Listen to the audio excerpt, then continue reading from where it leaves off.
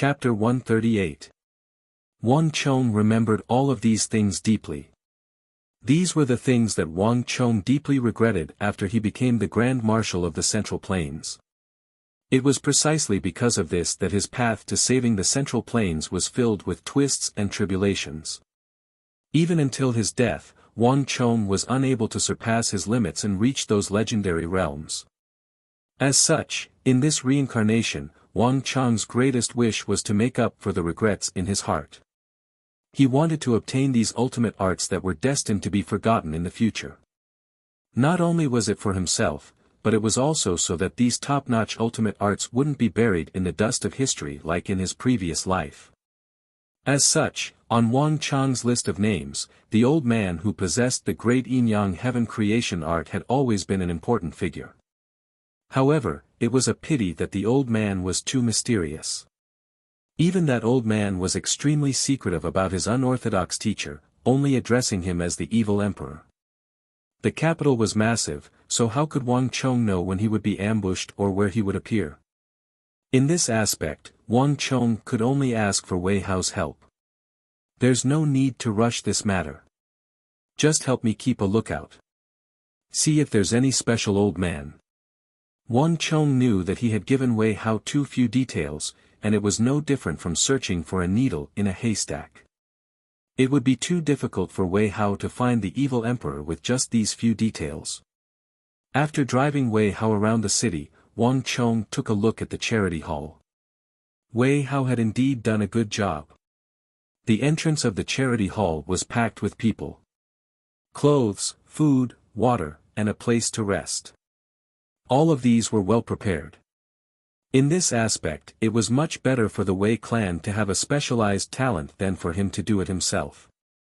I will have Shanghai prepare another 50,000 gold taels for you. Open more of these charity halls. Other than the capital, you can open more of them in other places as well. Also, help me keep an eye on the old man I mentioned when you have the time. Inform me as soon as you receive any news. All right. Wei Hao agreed without hesitation. After chatting with Wei Hao for a while, Wang Chong put Wei Hao down and walked toward the Ghost Tree District. Now that he thought about it, it had been more than a month since he last went to the Ghost Tree District to play chess. Big brother. Under the huge locust tree, most of the people had dispersed. However, there was another kid squatting on the ground. When he saw Wang Chong, his eyes lit up and he stood up, his face flushed with excitement. Little guy, you're still here. Wang Chong smiled and patted his head, handing over a candy man he had bought on the way. Big brother, why were you gone for so long? The old grandpa had asked several times. I thought you weren't coming. The child named Jianjian said. His words were unintentional, but the listener took it to heart. Wang Chong's heart skipped a beat when he heard the old man, Jianjian, mentioned several times. After playing chess for so long, this was the first time Wang Chong had heard of that person. There was no doubt that his performance in chess had finally attracted his attention. Don't worry, how could Big Brother not come? I'm just going on a long trip. Wang Chong smiled. Then will Big Brother go on a long trip again? I don't think so. Wang Chong said. The opening of the 3 major training camps was a major event that could affect one's career and fate for the rest of one's life. In comparison, advancing 1 or 2 levels in the spirit vein wasn't that important. In any case, he could go there again in the future. That's great. The child wasn't a scheming person. When he heard that Wang Chong wouldn't be going on a long trip again, he immediately jumped up in excitement. As he shouted, he reached his chubby hand into the chess jar and took out a black piece. Big brother, here's a piece for you. Wang Chong smiled and held the black piece in his hand, but his eyes were fixed on the chessboard. The first time Wang Chong had come here, the game on the golden chessboard had been a one-sided battle. There were only a dozen or so pieces on the chessboard. But now, the chessboard was densely packed with 80 or 90 black and white pieces. With a glance, Wang Chong knew that the white pieces were at an absolute disadvantage. The white pieces aren't far from losing. Looking at the golden chessboard, Wang Chong smiled. So Yongsun might be unparalleled in martial arts and was a war god, but when it came to the art of war, he was no match for him.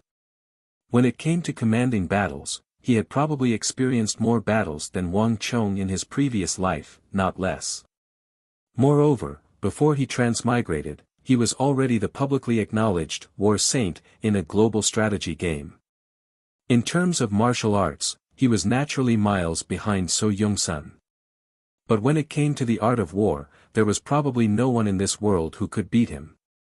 In a few more days, the white pieces will probably have to admit defeat.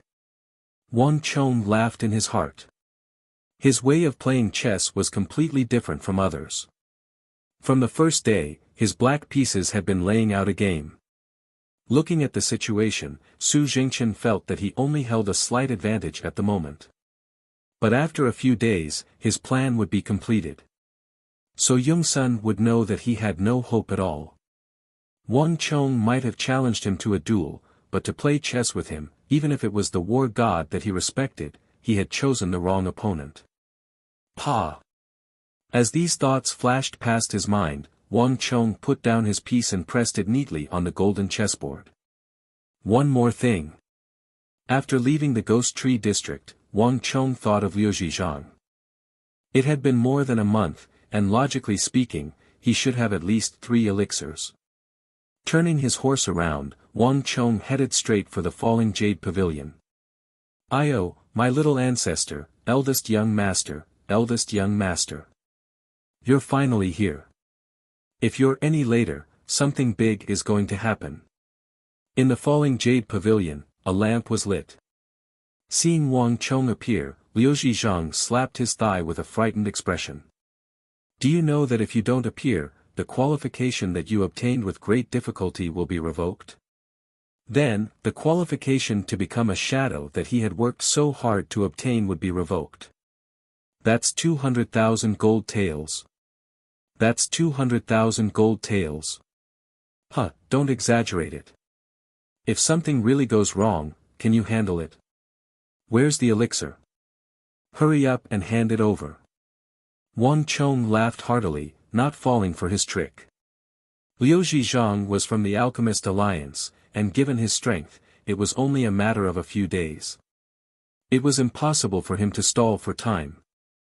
As expected, after hearing Wang Chong's words, Liu Zhizhang chuckled awkwardly. This young master of the Wang clan might be young, but it wasn't easy to fool him. Where's the elixir? Free, right? Hand it over. Wang Chong said as he lifted his robe and sat down on the tiger skin chair in the room. The falling jade pavilion looked eerie from the outside, but it was luxurious on the inside. Hee, as expected, I can't hide it from young master. Liu Zhizhang didn't beat around the bush and walked into the room. When he came out, there were a few purple brocade boxes in his hands. Young master, please open it. This is something that I exchanged for with a few others for you this month. Liu Zhizhang said with a fawning expression. The Alchemist Alliance wouldn't easily do business with outsiders. For example, the Wang clan might be a family with 3 generations of generals and ministers, but they didn't enter the eyes of the Alchemist Alliance. Their partners were all long-time allies. Some of them even originated from the previous dynasty and were extremely secretive. However, the Wang clan was the most special one. Not only did they have a huge influence in the court, but they also made up for their biggest shortcoming, wealth. It was just like the embryonic form of the empire's largest family in the future. At least, in Liu Zhizhang's eyes, as long as everything remained unchanged. In the future, they might become the newest and eternal partner of the Alchemist Alliance. It's been hard on you. Don't worry. I won't mistreat you for helping me. Wang Chong patted six-fingered Zhang's shoulders, as though he was impartial in his punishment and reward. Pa! When Wang Chong opened the first box, a familiar smell assailed his nostrils. Within the brocade box, a white pill lay at the bottom of the box. Its surface was emitting a faint aura. Tiger Bone Small Rejuvenation Pill. Wang Chang's eyes lit up as he called out. Among all the pills, the one he liked the most was this pill that could raise one's aptitude. This kind of pill was really too rare. It was impossible to buy it in the outside world. This was the exclusive trade of the Alchemist Alliance in the palace. This small rejuvenation pill seems a little different. Suddenly, Wang Chang's eyelids twitched. He noticed something different. This Tiger Bone Small Rejuvenation Pill seemed to be different from the one he had consumed before. Young master has good eyesight. The one you consumed before was just a defective product. This was the pill that had been refined to perfection. The effect is completely different. Six-fingered Zhang chuckled, revealing Zhang Xian's secret. What? Wang Chong was taken aback. He immediately looked at the pills in the brocade box. Young master, don't be nervous. Our Alchemist Alliance doesn't sell defective products. All of these pills were of good quality. The so-called defective products are only in the eyes of us alchemists. In the outside world, they are still top-notch pills. I know that young master wants top-notch pills that can raise one's aptitude. That's why I spent a lot of effort to get them for you. Liu Zhizhang began to take credit. Did you go gambling again? Hearing this, Wang Chong smiled. He didn't even look at the pills. He raised his head and looked at Liu Zhizhang. Listen to me. If you want to gamble, you can. But don't go to those Gaoli gambling houses anymore. At that time, you will be in trouble. I won't be able to save you every time. Wang Chong said. Young master's eyes are really sharp. Liu Zhizhang smiled embarrassedly. Being stared at by a 15-year-old boy made him feel like a child doing something wrong in front of an adult. Liu Zhizhang knew that this was wrong, but he couldn't help but have such a feeling. This young master of the Wang clan was simply too cunning. He could see through one's heart with just a glance. He didn't say anything at all. He just knew that he went to gamble and was short of money. In just a few interactions, Six-Fingered Zhang already felt that there was no secret he could hide from the other party. Don't worry, there will be plenty of benefits for you. Wang Chong just casually said and didn't pursue the matter seriously. With a snap, Wang Chong opened the box. A dense wave of elemental energy immediately emitted from the brocade box. Smelling this scent, Wang Chong's expression changed. Elemental Chi Pill. You guys can actually refine such a thing. Chapter 139. It's not that powerful. Hearing the name Vitality Pill, Liu Zhizhang was startled. That wasn't the name of the pill. However, he quickly understood what Wang Chong meant. This is an acquired pill. It's a new pill recipe that a young alchemist in the palace recently researched. It has never appeared before. It's very difficult to refine, and it has exploded many times. Right now, it's only a few defective products. It hasn't been perfected yet. This kind of defective product that was first refined cannot be presented to the Holy Emperor or the princes in the palace. If there's a problem, their heads will fall off. In the end, they brought it here. I can't help it. This is a hard sell. Every month, there would always be some pills like this that were forced to be distributed. They're expensive and not very good. At the end, Six-Fingered Zhang had an embarrassed look on his face. Defective product. Wang Chong turned around with a surprised look. He looked at the pill on the table again. Sure enough, the pill didn't emit pure vitality, but some other impurities. He was too shocked before, so he didn't notice it. What you see is actually just a layer of wax on the outside. This way, the impurities in the pill can be sealed. Liu Zhizhang said embarrassedly. This was a small trick in alchemy. He was an alchemist himself, so he naturally knew about it. Wang Chong's eyes flickered, but he didn't say much. He grabbed the acquired pill on the table and stuffed it into his mouth. After the skin of the pill broke, a messy smell immediately came out.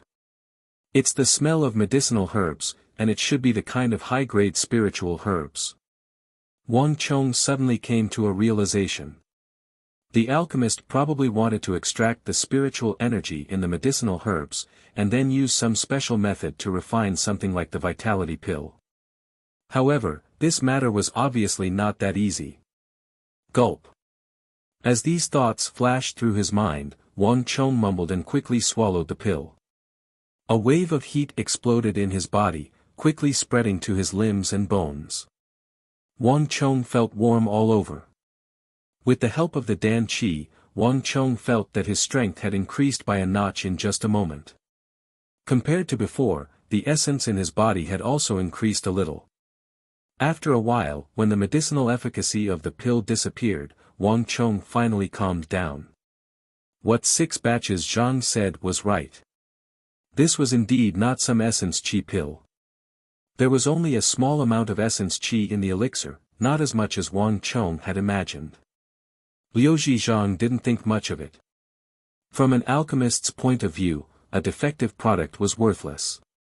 But Wang Chong was different. I didn't expect that I could actually use money to buy something similar to the essence qi pill. Wang Chong's heart rose and fell, and it was difficult for him to calm down. To a martial artist, the most precious thing was undoubtedly yuan qi. In the imperial palace, there was actually someone who could refine something similar to the essence qi pill. This truly shocked Wang Chong. Wang Chong finally understood why this alchemist's secret alliance was so mysterious. The items were sold at such a high price, yet there were so many powerful forces that flocked to it. There were many things here that couldn't be bought with money in the outside world. This was truly a priceless treasure. How much does one acquired pill cost? Wang Chong asked, opening his eyes. 6,000 taels. Liu Zhang said. He wasn't talking about silver here, but actual gold. This was an alchemist used by the imperial palace. He had never sold an elixir that was priced in silver. How many can you refine in a month? 3. Liu Zhang said. I want all of them. Bring them all over for me. Wang Chong said. Ah. Six-fingered Zhang was astonished. But this is a defective product of the elementary level. I know. Wang Chong smiled and said in an unquestionable tone. The last one was a healing elixir. Although it looked ordinary, how could a healing elixir concocted by the imperial palace's alchemist be comparable to an ordinary one? With 2 elixirs, Wang Chong left the falling jade pavilion. After solving all the problems at once, Wang Chong focused all his attention on the 7 qi long saber. This was Wang Chong's second weapon, which was very important to Wang Chong. Moreover, one wouldn't know the cost of daily necessities. Previously, when Wang Chong received more than 600,000 taels of gold, he felt that he would never be able to finish spending it. But when he really put it to use, he felt that he was spending money like water. Joining the alchemist's secret alliance cost him more than 200,000 taels of gold. After giving Wei Hao 50 to 60 taels of gold, and adding other miscellaneous items, Wang Chong only had about 200,000 taels of gold left. At this rate, he was afraid that he would soon run out of money. If so, he would fall back to his previous penniless state. It's about time for me to bring out my new work. Wang Chong thought to himself. Driving the car, Wang Chong made sure that no one was tailing him before entering the cavern of the Wei clan's smithy once more. The surroundings of the smithy were silent. Wei Hao had already given this place to Wang Chong. As long as Wang Chong needed it, this place could become Wang Chong's personal smithy. The Wei clan had many businesses, and smithy was only one of them. Take this smithy as an example. As long as Wei Hao made up for its loss, even his father, the Duke of Wei, wouldn't be able to notice that something had been done to it. Help me guard the outside, don't let anyone get close. Wang Chong arranged for Li Zhuxin to guard the outside before entering the cavern alone. Wang Chong was already very familiar with quenching weapons. Even though quenching was very important to a weapon, like a phoenix rising from the ashes, it wasn't actually that complicated to operate. The key was the change in thinking and the change in the quenching fluid. The quenching that Wang Chong had mastered was completely beyond this era. Walking into the cavern, Wang Chong poured the quenching fluid that was a mixture of sesame oil, sheep oil, butter, and asphalt brought by the western region merchants into the metal trough. Then, he went to the nearby area to cut some pine branches, piled them on the ground, and started burning them. The temperature at which Wuxia steel was quenched was very important. Otherwise, even if one mastered the right quenching fluid, the quality of the final product could be worlds apart, and it might even turn into a waste product. From night till dawn, Wang Chong was extremely busy. Around daybreak, the morning sun rose. A sizzling black smoke rose from the metal trough. A moment later, Wang Chong took out a pair of metal pliers and fished out the narrow, thin, and thick saber from the trough. Oil flowed everywhere, and a shiny saber with beautiful patterns appeared in front of Wang Chong. This was the world's first narrow, thin, and thick saber. When the morning sun shone in from outside the cavern, it reflected a dazzling, cold light. Just by looking at it, Wang Chong could feel that this saber was extremely sharp and indestructible. Clang! With a flash of cold light, the metal trough containing the quenching fluid was immediately cut into two. It was so soft that it looked like it was rotting. Good saber. Wang Chong looked at the saber and smiled. Even without the praise of others, Wang Chong could feel that this saber was probably even sharper than his Wuxia steel sword. This saber combined the skills of the world's #1 swordsmith, Tuoba Guiyuan, and his epic-making skills. In terms of quality, it had already reached the peak of this world. Moreover, the unique arc and weight of the blade were enough to make it the favorite of experts in the saber Dao. It's a pity that I only use swords. Wang Chong thought to himself. He used a sword for his single-character consecutive slash, and this saber wasn't suitable for him.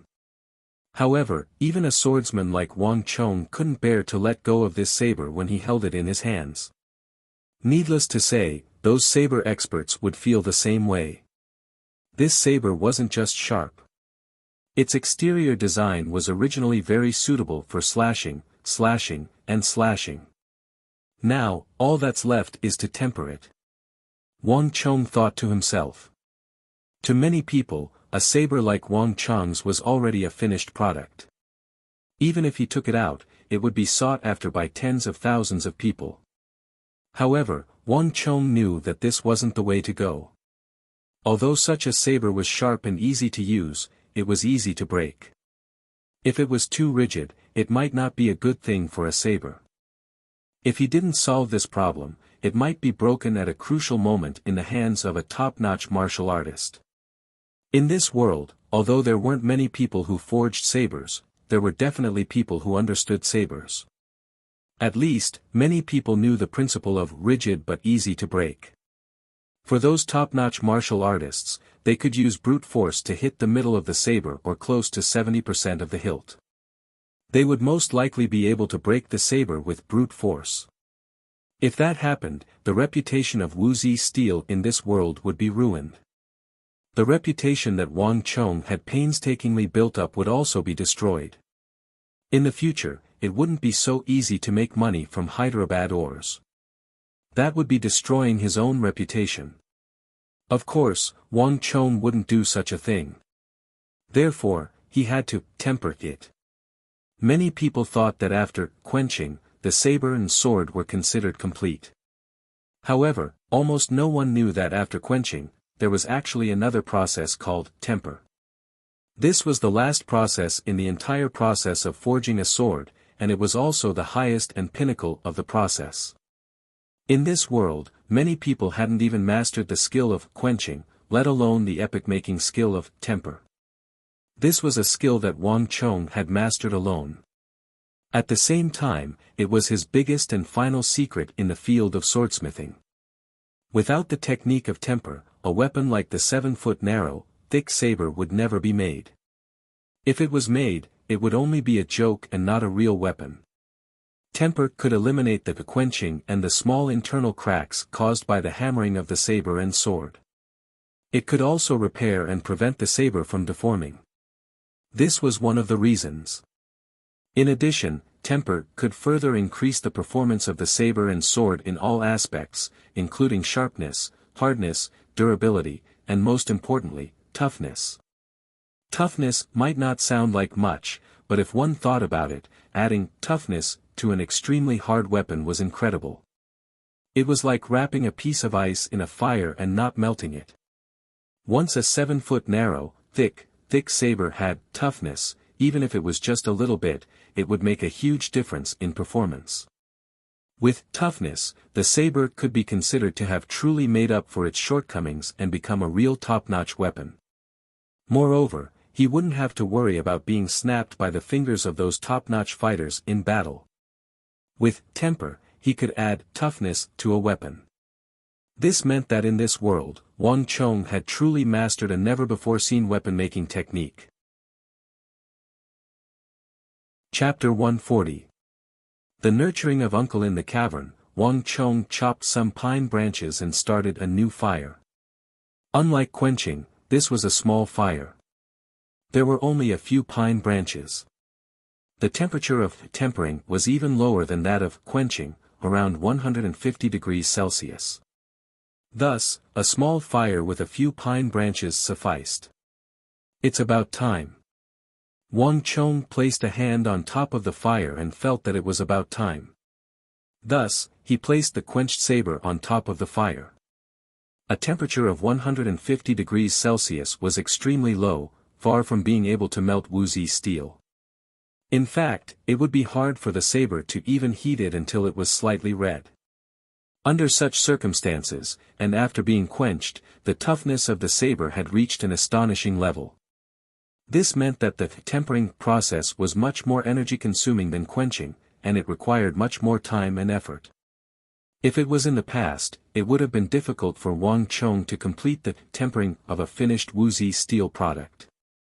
However, after reaching Origin Energy Tier 7 and cultivating Might of the Barbaric God, Wang Chong's strength had increased significantly, allowing him to complete this process alone. Boom! As though a bolt of lightning, Wang Chong brandished his metal hammer and smashed it heavily against the surface of the saber. The heavy smithing platform trembled under Wang Chong's hammer, and a lot of stone powder and stone fragments fell from the cavern. Boom! Once. Twice. Thrice. Wang Chong exerted his full strength, and the metal hammer in his hand fell time and time again. He exerted his full strength every single time. Regarding the first Wuxia steel saber that he was about to forge, Wang Chong was filled with anticipation. The sound of Wang Chong's hammer echoed throughout the cavern. The tempering process required much more time than quenching. The tough nature of the Wuxia steel meant that Wang Chong needed to spend more time on this weapon. For the whole day, from sunrise to sunset, until all the pine branches that Wang Chong had cut down were burned. Wang Chong finally completed the tempering process. Sweating profusely, Wang Chong stood at the edge of the iron platform. His clothes were soaked, and the ground within 3 zhang of his feet was wet. Wang Chong had spent a lot of time and energy to forge this narrow, thin, and thick saber. However, Wang Chong's heart was filled with gratification and satisfaction as he looked at the new narrow, thin, and thick blade in his hand. After spending a day and a night, it's all worth it. Wang Chong gripped the hilt and raised the narrow, thin, and thick saber in his hand. This saber was gorgeous and beautiful, and its surface was filled with magical patterns that flowed like clouds and flowing water. At the same time, behind the gorgeous and beautiful appearance, there was an extreme coldness and bloodthirst. This was a weapon that was born to kill. However, in Wang Chong's hands, it was brought to perfection, reaching the level of art. Schwa! Wang Chong held the saber in his wrist and shook it lightly. The air in the cavern immediately rippled like ripples, as though the air itself had been sliced into countless pieces. Amidst the embers of the pine branches, one could see that the sharpness of the narrow, thin, and thick saber was even more terrifying than before. What a good saber! Such a good saber should have its own name. Have you thought of what to call it? A series of footsteps sounded from behind. Li Zhuxin's robes fluttered as he walked into the cavern. Looking at the narrow, thin, and thick saber in Wang Chong's hands, his usually calm eyes couldn't help but waver. I've thought of it. Let's call it Death's Abyss. Wang Chong said with a smile. He seemed to have long known of Li Zhuxin's appearance. Death's Abyss? What a good name. If I knew that you had such a weapon, I might have changed my employment condition to this saber. Li Zhuxin stared at the Death's Abyss in Wang Chong's hands as he spoke. Even though he wasn't a saber user, he couldn't help but feel a sense of fondness for it, and he wanted to claim it for himself. To those true saber users, it was easy to imagine how attractive this saber was. Even if you want it, I won't agree to it. Wang Chong chuckled. 2 June of Hyderabad ores were used to forge this Death's Abyss. Just its normal price alone would fetch at least 80,000 gold taels. Furthermore, this weapon was much more formidable than any weapon Wang Chong had forged before. On top of that, it even harnessed the tempering technique that Wang Chong had mastered. In terms of value, Wang Chong estimated it to be worth at least 100,000 gold taels. This price was much higher than the price he had to pay to hire Li Zhuxin. This was truly a priceless treasure. It represented the highest level of saber arts in this world. Leaving the cavern with Li Zhuxin, Wang Chong headed straight for the capital and handed the newly forged Death's Abyss to Uncle Li Lin. Upon seeing the newly forged Death's Abyss, Li Lin was overjoyed. Wang Chong had disappeared for more than a month, and in this period of time, Li Lin felt as if a year had passed. The Imperial Army commanders who came to demand for the Wuxia steel weapon had trampled through Li Lin's doorstep. Yet, most of them were Li Lin's superiors, and there were some whom even Zhao Fengchen couldn't afford to offend. The pressure that Li Lin was under was unimaginable. Chonger, if you had come any later, you would have been collecting my corpse. Li Lin said with a look of relief. Uncle, aren't you being too exaggerated? Wang Chong chuckled. I'm not exaggerating. Don't worry, Chonger, leave this matter to me. Without any hesitation, Li Lin was about to enter the royal palace with the Death's Abyss. Wait a moment. Wang Chong hurriedly stopped Uncle Li Lin. Death's Abyss might be important, but this wasn't the only reason why Wang Chong came here this time. There are a few things that I'll have to trouble Uncle to help me with. As Wang Chong spoke, he explained the matter regarding the assassin pavilion to Li Lin. To think that there would be such a thing. After hearing the entire matter, Li Lin harumphed coldly. A rare sliver of killing intent surfaced on his face. It's one thing for them to deal with others, but to think that they would try to kill you as well, we can't let them live. Don't worry, I'll inform Lord Zhao of this matter and have him help us deal with it. You don't know.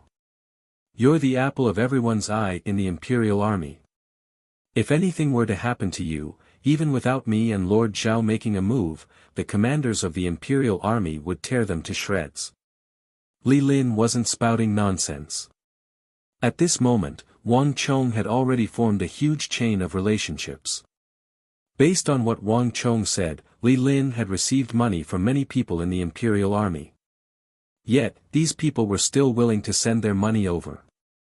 Furthermore, after the battle between Zhao Fengchen and Huang Xiaotian, the Wuxia steel sword forged by Wang Chong had gained the recognition of the entire Imperial Army, becoming the #1 blade of the Imperial Army.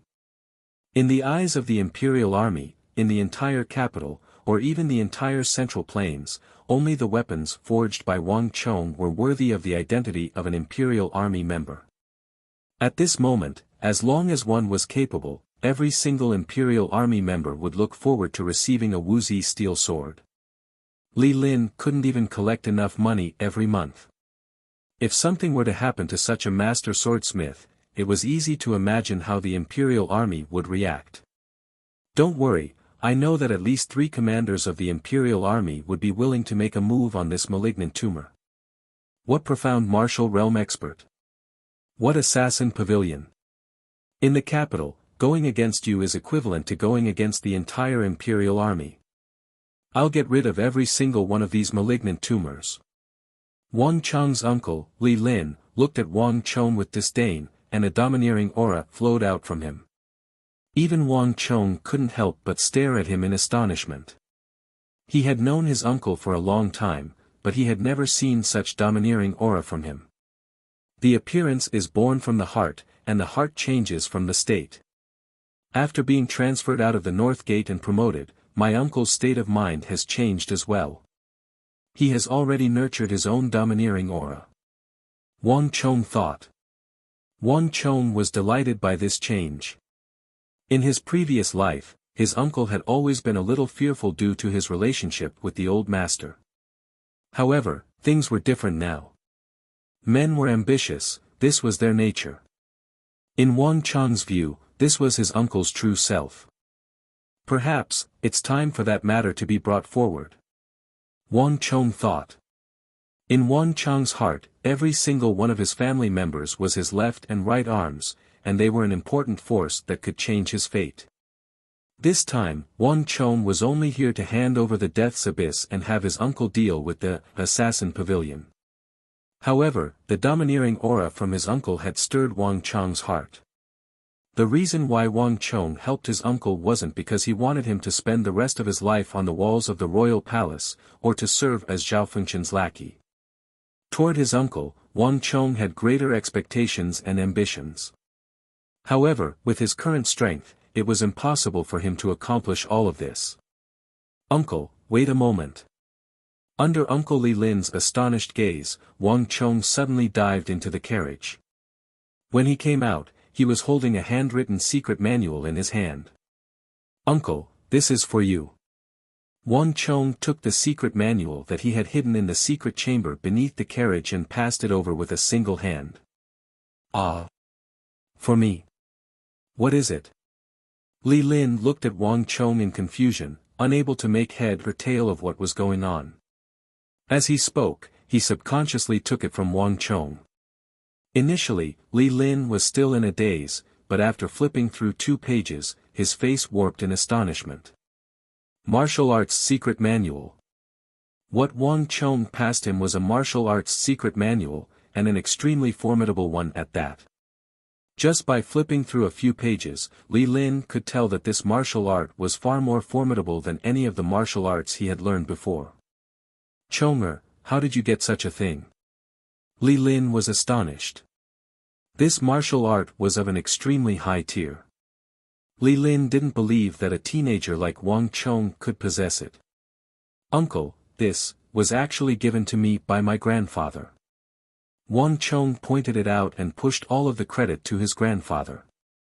Even though Wang Cheng was able to purchase the Hyderabad ore and forge the Wuxia steel sword, it wasn't completely inconceivable. At the very least, it was within reason. However, for a top-notch martial arts secret manual to be taken out all of a sudden, it was impossible for one not to be suspicious. This wasn't something that could be explained by intelligence. It was precisely because of this that even though Wang Cheng had already made a copy of this secret manual, he didn't find a suitable opportunity to pass it to him. Until the Four Quarters Embassy, Old Master. Li Lin was astonished. That's right. Do you still remember the Four Quarters Embassy? It was after my birthday that my grandfather asked my grandmother to pass it to me. Grandfather probably felt embarrassed, so he asked me to pass it to you. Feigning ignorance, Wang Cheng said insincerely. Grandfather had been suppressing uncle to the position of the North Gate's underling. Even though it was for his own good, uncle was a man. It was hard to say that he wouldn't hold a grudge against uncle. In a sense, Wang Cheng was helping to mend the rift between uncle and grandfather. Old Master, as expected, upon hearing Wang Chang's words, Li Lin seemed to have understood something, and his eyes were filled with gratitude. However, in front of Wang Chong, he managed to hold himself back. "I understand." Li Lin smiled. "If there's a chance, help me thank the old master. Tell him that uncle won't let him down. Leave the matter of the Wuxia steel saber to me. I'll be heading in now." After which, he turned around and walked toward the royal palace with Death's Abyss in tow. Perhaps it was his imagination, but Wang Chong felt as though a heavy burden had been lifted from his back, or as though a burden buried deep in his heart had been lifted. Chapter 141. After resolving the matter regarding the Wuxia steel, Wang Chong heaved a sigh of relief. However, he didn't let up. Instead, he continued to search for traces of the evil emperor, while heading to the Ghost Tree district to play chess. On the other hand, Uncle Li Lin's side was progressing swiftly as well. Seemingly out of anger at the assassin pavilion for attempting to assassinate Wang Chong, he vanished after just 2 days. While the imperial army was patrolling the capital, they discovered a nest of assassins with malicious intentions. All of them were killed, and their corpses piled up in the courtyard. This matter caused a huge uproar in the capital. It was said that a large number of imperial army experts were mobilized for this matter, and there were even 5 to 6 commanders of the imperial army. Many people witnessed it personally, and they said that the matter wasn't as simple as it seemed. However, there was one thing that was certain. These people were dressed in black and were dressed like assassins. This point was certain. Thus, no one spoke up for them. When Wang Chong heard of this matter, he chuckled lightly. He only sent a letter to Mayase Mayaka before tossing the matter to the back of his mind. While Wang Chong was living his life peacefully, the depths of the royal palace wasn't peaceful at all. Deep in the night, somewhere in the abandoned cold palace of the imperial palace, the lights were brightly lit. Rows of lanterns were hung from the trees and the eaves. Outside the cold palace was a huge crowd. Imperial army members surrounded the area, and with a single glance, one could tell that there were at least 1,000 of them. Today was a big day for the imperial army. Everyone knew that the #1 swordsmith of the Tang dynasty would be auctioning off his second weapon. In the royal palace, there were many imperial army commanders who had been eagerly anticipating the auction. After witnessing the battle between Zhao Fengchen and Huang Xiaotian, everyone knew that this weapon was incomparably sharp, beautiful, and rare.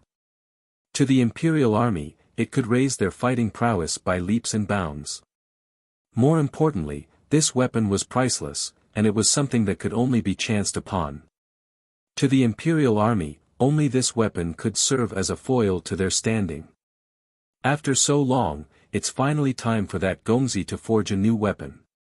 He only makes a single one every month. It really makes one drool.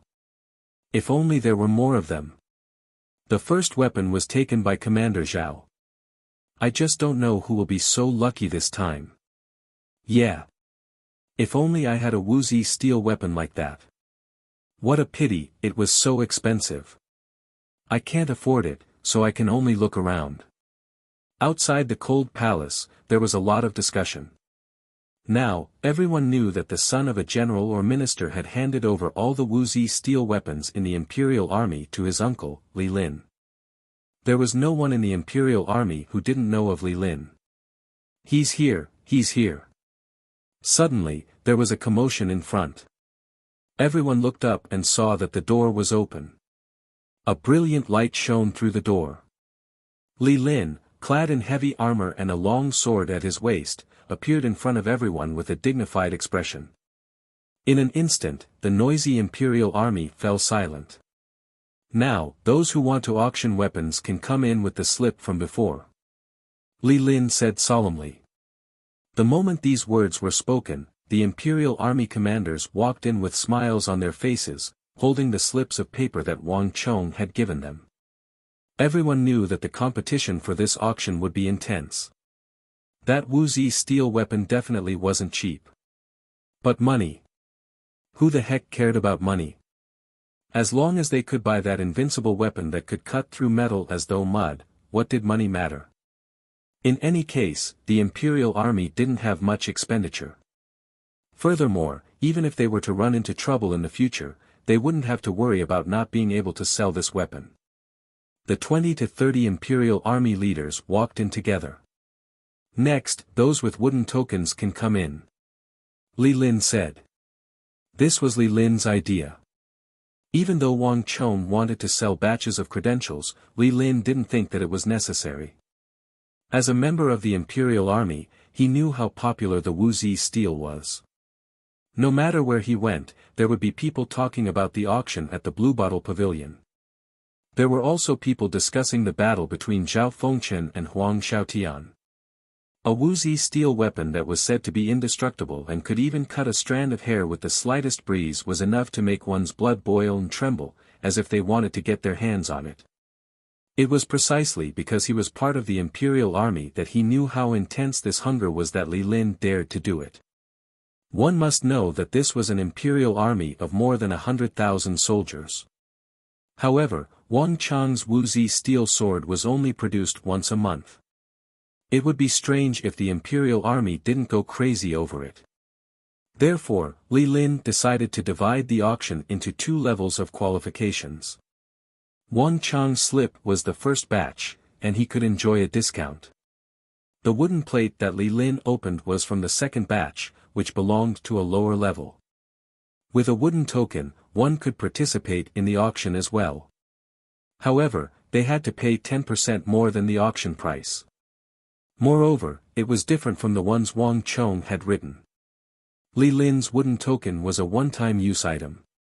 Each wooden token cost 200 taels of gold, and it would become useless after a single match.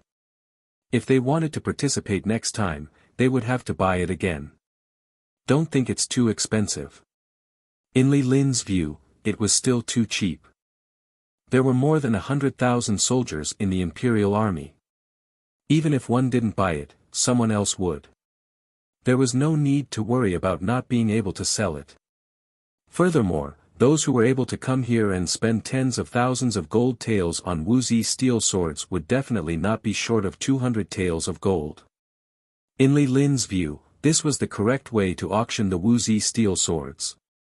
Through this method, he could distinguish who the real buyers of the Wuxia steel swords were. As for Wang Chang's slips, what a waste! However, what was done could not be undone. Li Lin couldn't say anything more. In an instant, 70 to 80 Imperial Army leaders rushed in. Just these people alone had earned more than 15,000 taels of gold. To be able to earn more than 10,000 taels of gold from an auction of swords and sabers, only a fool wouldn't do such a good thing. Next, those with metal slips can come in, Li Lin said. This was the lowest level. In the Imperial Army, there were many who were curious about the Wuxia steel swords and had a strong desire for them. To Li Lin, since that was the case, why not make use of them as well? The more people that saw it, the better its reputation would be, and the faster it would spread. At the same time, more hidden buyers would appear in the Imperial Army. Thus, Li Lin signed the third-level metal slips. These metal slips were priced at 10 gold taels each, and it wasn't expensive. Those with metal slips were allowed to spectate by the side. However, they could only spectate by the side. They couldn't buy anything, and there weren't any seats. Don't complain about the poor service and lack of seats. One must know that there were more than 100,000 Imperial Army members waiting outside. In an instant, hundreds of Imperial Army members rushed forward. This was another few thousand gold taels of gold. Just this auction alone would earn Li Lin at least 20,000 gold taels. After doing all of this, Li Lin returned to the inner chamber. The cold palace of the royal palace was massive, and the small residences outside couldn't compare to it. The main hall was brightly lit, and at the very top of the hall sat 3 commanders. At the very center was Commander Zhao Fengchen. Time flew, and it had been more than a month since Zhao Fengchen took the position of commander. Compared to before, Zhao Fengchen's aura had clearly grown stronger and more authoritative. Li Lin entered the room and bowed slightly to Zhao Fengchen. Then, he walked up to a large rectangular wooden platform at the center of the hall. "Lord Li, where's the Wuxia steel sword? Hurry up and take it out. Don't keep us in suspense." "That's right, everyone is waiting. Lord Li, it's been more than a month. Our brothers have been waiting anxiously for it. Don't tease us anymore." Everyone jeered impatiently. They couldn't wait any longer. "Lord Li, you can't be joking with us, right?" Some of the Imperial Army commanders even expressed their displeasure. "So anxious? Can't you wait even a moment?" Li Lin chuckled. This was the effect he wanted. "Since that's the case, I won't keep you in suspense. The second Wuxia steel sword is right here." Pa! Right after saying those words, Li Lin slammed his palm on the wooden platform before him. Pang! The wooden platform was smashed into pieces, and underneath the chest was a pitch-black weapon that was 7 feet long. The weapon was placed on a similarly long, hollow, pitch-black metal table. In an instant, the entire hall fell silent. Everyone thought that Li Lin was the one hosting the auction, but who could have thought that there would be a hidden mechanism hidden within the wooden platform? "Lord Li, what's this?" An Imperial Army commander stood up from his seat and pointed to the bizarre weapon on the hollow metal table. Many people thought that Wang Chang's work would be a sword, just like the previous one. But from the looks of it, that wasn't the case at all. The weapon was around 2 fingers wide, but it was 7 chi long. Furthermore, it had a certain curve to it, making it look extremely beautiful. It was sheathed in a black wooden sheath, and it looked completely different from any weapon that they had seen before. "Haha, good question. This is the first saber that my nephew, Wang Chong, has forged. Just this point alone makes this saber extremely valuable as a collector's item. Furthermore, I believe that all of you can tell that this saber is extremely long. That's right, the craftsmanship of this saber is completely different from before. The materials used to forge this saber are twice that of swords. On top of that, this saber is just as sharp, perhaps even sharper. According to my nephew, this saber is made for killing, so he named it Death's Abyss. Around this saber, no one can escape death." Li Lin spoke with confidence and composure. Even before so many Imperial Army commanders, he didn't lose his composure at all. Death's Abyss. Everyone turned to look at him. Just the name itself was enough to tell that this saber was a famous one, and it was worth collecting. More importantly, this was the first saber creation of the #1 swordsmith in the world. Just this alone would be able to fetch a high price in the future. It's indeed worth it. This is the first saber creation. Such an item is priceless. In the hall, the Imperial Army commanders were trembling in agitation. They didn't lack money, but they had money that they couldn't spend. Not only could this weapon display their identity and raise their fighting prowess, it was also a collector's item. Wasn't this the best weapon? Li Lin, how much is this weapon? That's a good question. Li Lin's eyes lit up as he announced the starting bid. The starting bid for this Death's Abyss is 80,000 gold taels. There's only one, and it goes to the highest bidder. The auction begins now. Boom! Chapter 142. 85,000. 88,000. 90,000. 110,000. 110,000. In just a short period of time, the price of the saber had exceeded 100,000. Even Li Lin was secretly shocked. 80,000 gold taels was twice as expensive as before. Li Lin thought that such a high price would make many people hesitate. But from the looks of it, the past month had fully aroused the hunger in everyone's hearts. Adding the words "one of a kind" to the price, it further ignited everyone's enthusiasm for the auction. 115,000. 118,000. 120,000. that the bidding price was still increasing, and the Imperial Army members watching from the outside felt their blood boiling. This was a true treasured saber, one that was truly priceless. When treasured sabers in the outside world were worth less than 600 gold taels, only the Imperial Army members would be able to see treasured weapons worth 10,000 gold taels. Even though the price of the saber was expensive, many people had been preparing for this auction since a month and a half ago, even after the battle between Commander Zhao and Commander Huang. This is too exciting. That's 120,000 gold taels. It's several times more expensive than before. Why don't you take a look at how heavy this saber is? I've never heard of it before, and the materials used are 2 times more than before. Furthermore, this is the first saber of a master. Even if we don't use it, we can still sell it in the future. Did you see that? That's Commander Jing. Even Commander Jing is here. This was a true aristocratic family with deep foundations and inheritances. The Jing clan was one of the top prestigious clans in the Sui dynasty. Those prestigious clans outside can't compare to it. That's right. Even though the Jing clan doesn't stand out in the outside world, their reputation is far from that of those prestigious clans outside. But in reality, this was a true aristocratic family, a true colossus. Normally, they wouldn't even let you know.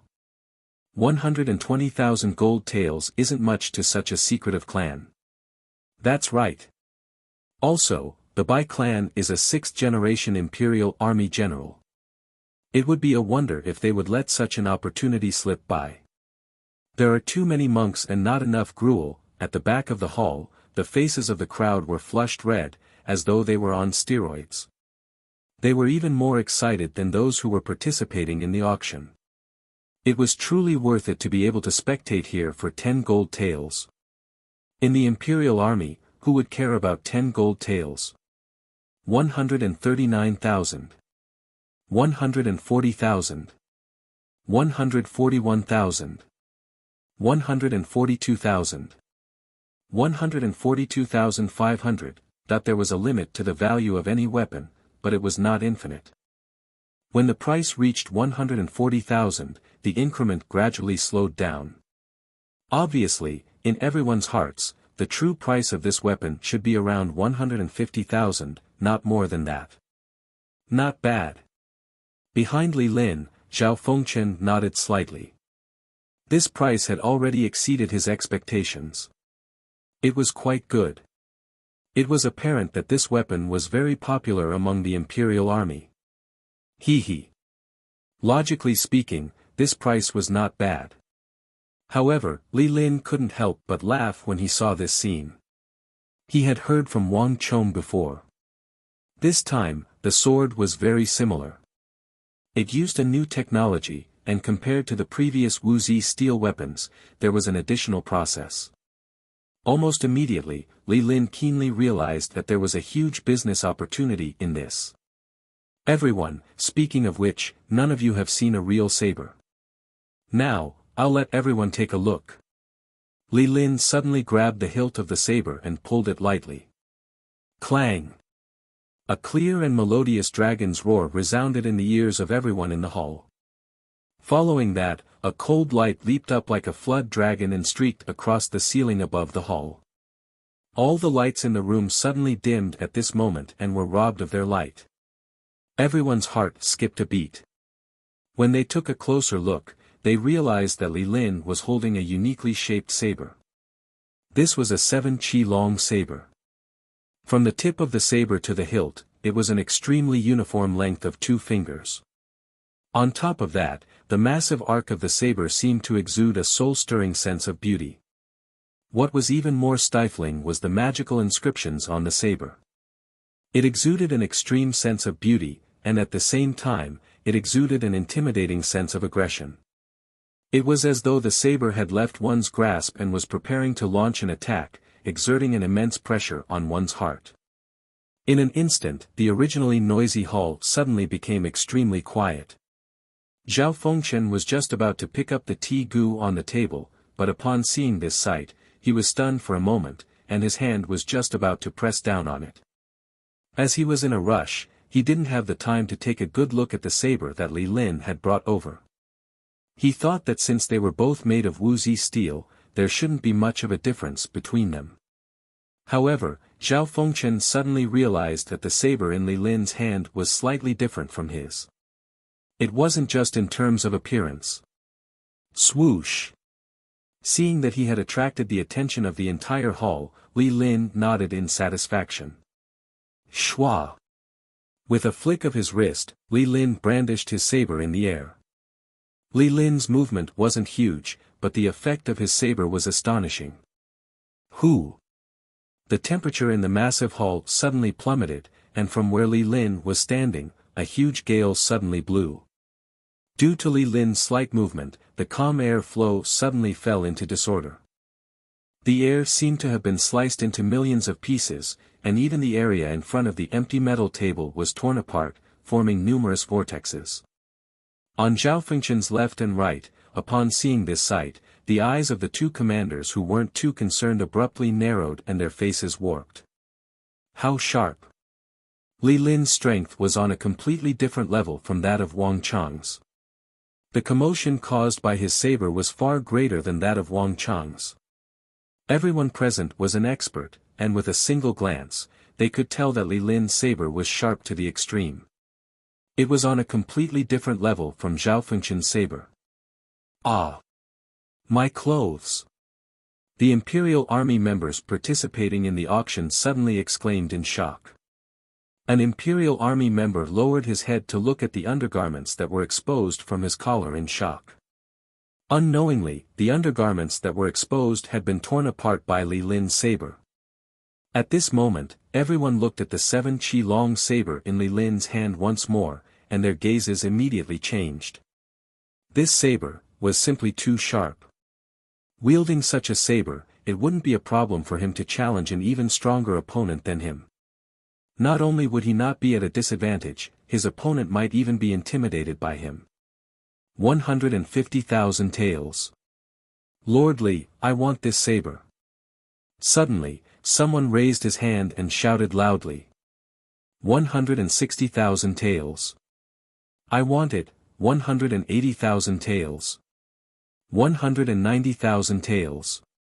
The others also came to a realization, and the crowd went into a frenzy. This saber had already reached an inconceivable level, and it was practically a killing machine. More importantly, there was no market for it, 200,000 taels. A voice shouted. Great! Li Lin's face flushed in agitation, and he clenched his fists tightly. The reason why he intentionally didn't draw his saber previously was for this moment. And now, he had achieved his goal. Wait a moment. All of a sudden, a cold bellow sounded. This voice was incredibly loud, and it harnessed immense might, causing the ceiling of the hall to tremble. This abrupt change caused the entire hall to fall silent. Countless gazes turned toward the direction where the voice came from. With this glance, many people revealed astonished expressions. Lord Huang! Lord Huang! General Huang! Some of the Imperial Army members seated at the front row stood up and bowed slightly to show their respect. Huang Xiaotian. What are you doing here? At the top of the hall, Zhao Fengchen was seated upright, but upon seeing that person, his expression turned cold and he abruptly stood up. A majestic aura gushed forth like a tidal wave. The temperature in the hall plummeted, and the atmosphere abruptly turned tense. Amidst the crowd, there was a black-skinned man with a muscular body reminiscent of a bear. He was no other than Zhao Fengchen's nemesis in the royal palace, Huang Xiaotian. Due to the selection battle, Zhao Fengchen and Huang Xiaotian had fallen out. And after the selection battle, their relationship became even more tense. No one could have expected Huang Xiaotian to appear at this moment. In an instant, the entire hall fell silent. Everyone held their breath, and no one dared to speak. The atmosphere was incredibly tense. Humph. Since you can come, why can't I? Does the cold palace have your surname? Besides, weren't you the ones who invited me here? Huang Xiaotian's eyes were as sharp as copper bells, and his black beard gave him a boorish appearance. His voice was extremely loud, and it felt as though he was being unreasonable. Whine. Before Huang Xiaotian could finish his words, he flicked his wrist, and a metal slip appeared on his fingertips. Upon seeing this metal slip, Zhao Fengchen's complexion immediately turned awful. He abruptly turned his head to look at Li Lin. It wasn't me, I don't know either. This sight was too abrupt, and Li Lin's complexion wasn't much better than Zhao Fengchen's. Zhao Fengchen and Huang Xiaotian were like fire and water, and in Zhao Fengchen's heart, Huang Xiaotian was a taboo. Wasn't this fellow trying to ruin Zhao Fengchen's reputation by appearing here? However, Li Lin knew that the metal slip in Huang Xiaotian's hand wasn't from him. He was on the same boat as Zhao Fengchen, and ruining Zhao Fengchen's reputation was equivalent to ruining his own. How could he possibly do that? SSS. Seeing Li Lin shake his head, Zhao Fengchen took in a deep breath, and his complexion improved. Without a doubt, Huang Xiaotian's supporters in the imperial army weren't any lesser than his. There was a high chance that Huang Xiaotian's imperial army subordinates bought Li Lin's metal slip and gave it to Huang Xiaotian. Huang Xiaotian, what are you trying to do? This isn't your encampment. General Huang, don't mess around. Look at this place. Even though the auction is organized by Lord Zhao and Li Lin, the ones who are buying the sword are our brothers. But the ones who want to buy the sword are our brothers. If you dare to cause trouble, then it's the same as going against all our brothers. The two right imperial army commanders by Zhao Fengchen's side stood up. Even though Zhao Fengchen had won the martial selection, the faction behind Huang Xiaotian wasn't weak either. After his defeat, he actually managed to get him the position of vice-marshal. Thus, no one dared to go overboard. Humph. It's for the good of our brothers that I came here because I can't stand you fellows swindling our brothers' money. Huang Xiaotian's face was cold, and as he spoke, he strode in from the periphery. You're Li Lin, right? Walking up to Li Lin, Huang Xiaotian narrowed his eyes and narrowed his eyes. His teeth were cold, and he didn't hide his threat at all. Following Zhao Fengchen sure is insightful. I hope that you'll have a bright future in the imperial army. Huang Xiaotian, how dare you? Zhao Fengchen slammed the table furiously. On the other side, Li Lin's complexion turned awful under Huang Xiaotian's threat. His standing in the imperial army was no longer the same as before, and due to Wang Chang's Wuxia steel sword, he had managed to gain the limelight in the imperial army. However, compared to figures of Huang Xiaotian and Zhao Fengchen's level, he was clearly lacking. Regardless of whether it was Huang Xiaotian or Zhao Fengchen, both of them had a huge backing behind them. Li Lin had tried to look into the matter, but in the end, he accidentally reached the depths of the royal palace. A chill ran down his spine, and he didn't dare to investigate any further. This kind of factional struggle was no small matter. Chapter 143. Lord Huang, this isn't the Mirage Dragon. There are so many brothers here. Lord Huang, please conduct yourself with dignity. At this moment, Li Lin suddenly spoke up. The moment he opened his mouth, everyone was shocked. Even Zhao Fengchen was taken aback. Li Lin, how dare you speak to me in such a manner? Huang Xiaotian's face was cold as he glared at Li Lin. He didn't expect a lowly guard like Li Lin to talk back to him before so many people. Lord Huang, I'll say it once more. This isn't the Mirage Dragon. If Vice Commander Huang wishes to cause trouble, please leave this place. Li Lin spoke once more. This time, his gaze met Huang Xiaotian's fearless gaze. In the hall, two commanders who were on good terms with Zhao Fengchen stood up, wanting to dissuade Li Lin. It wasn't a good thing to make an enemy out of Huang Xiaotian. However, Zhao Fengchen quickly waved his hands to stop them. Looking at Li Lin, Zhao Fengchen was astonished, and many thoughts flashed through his mind. He had a deep understanding of Li Lin. There was a huge problem with Li Lin's personality. He was overly cowardly, and the fact that he had been a minor guard of the North Gate for more than a decade was more than enough to illustrate this problem. Thus, Zhao Fengchen didn't have much hope for Li Lin. All he wanted was for him to be promoted to a minor guard.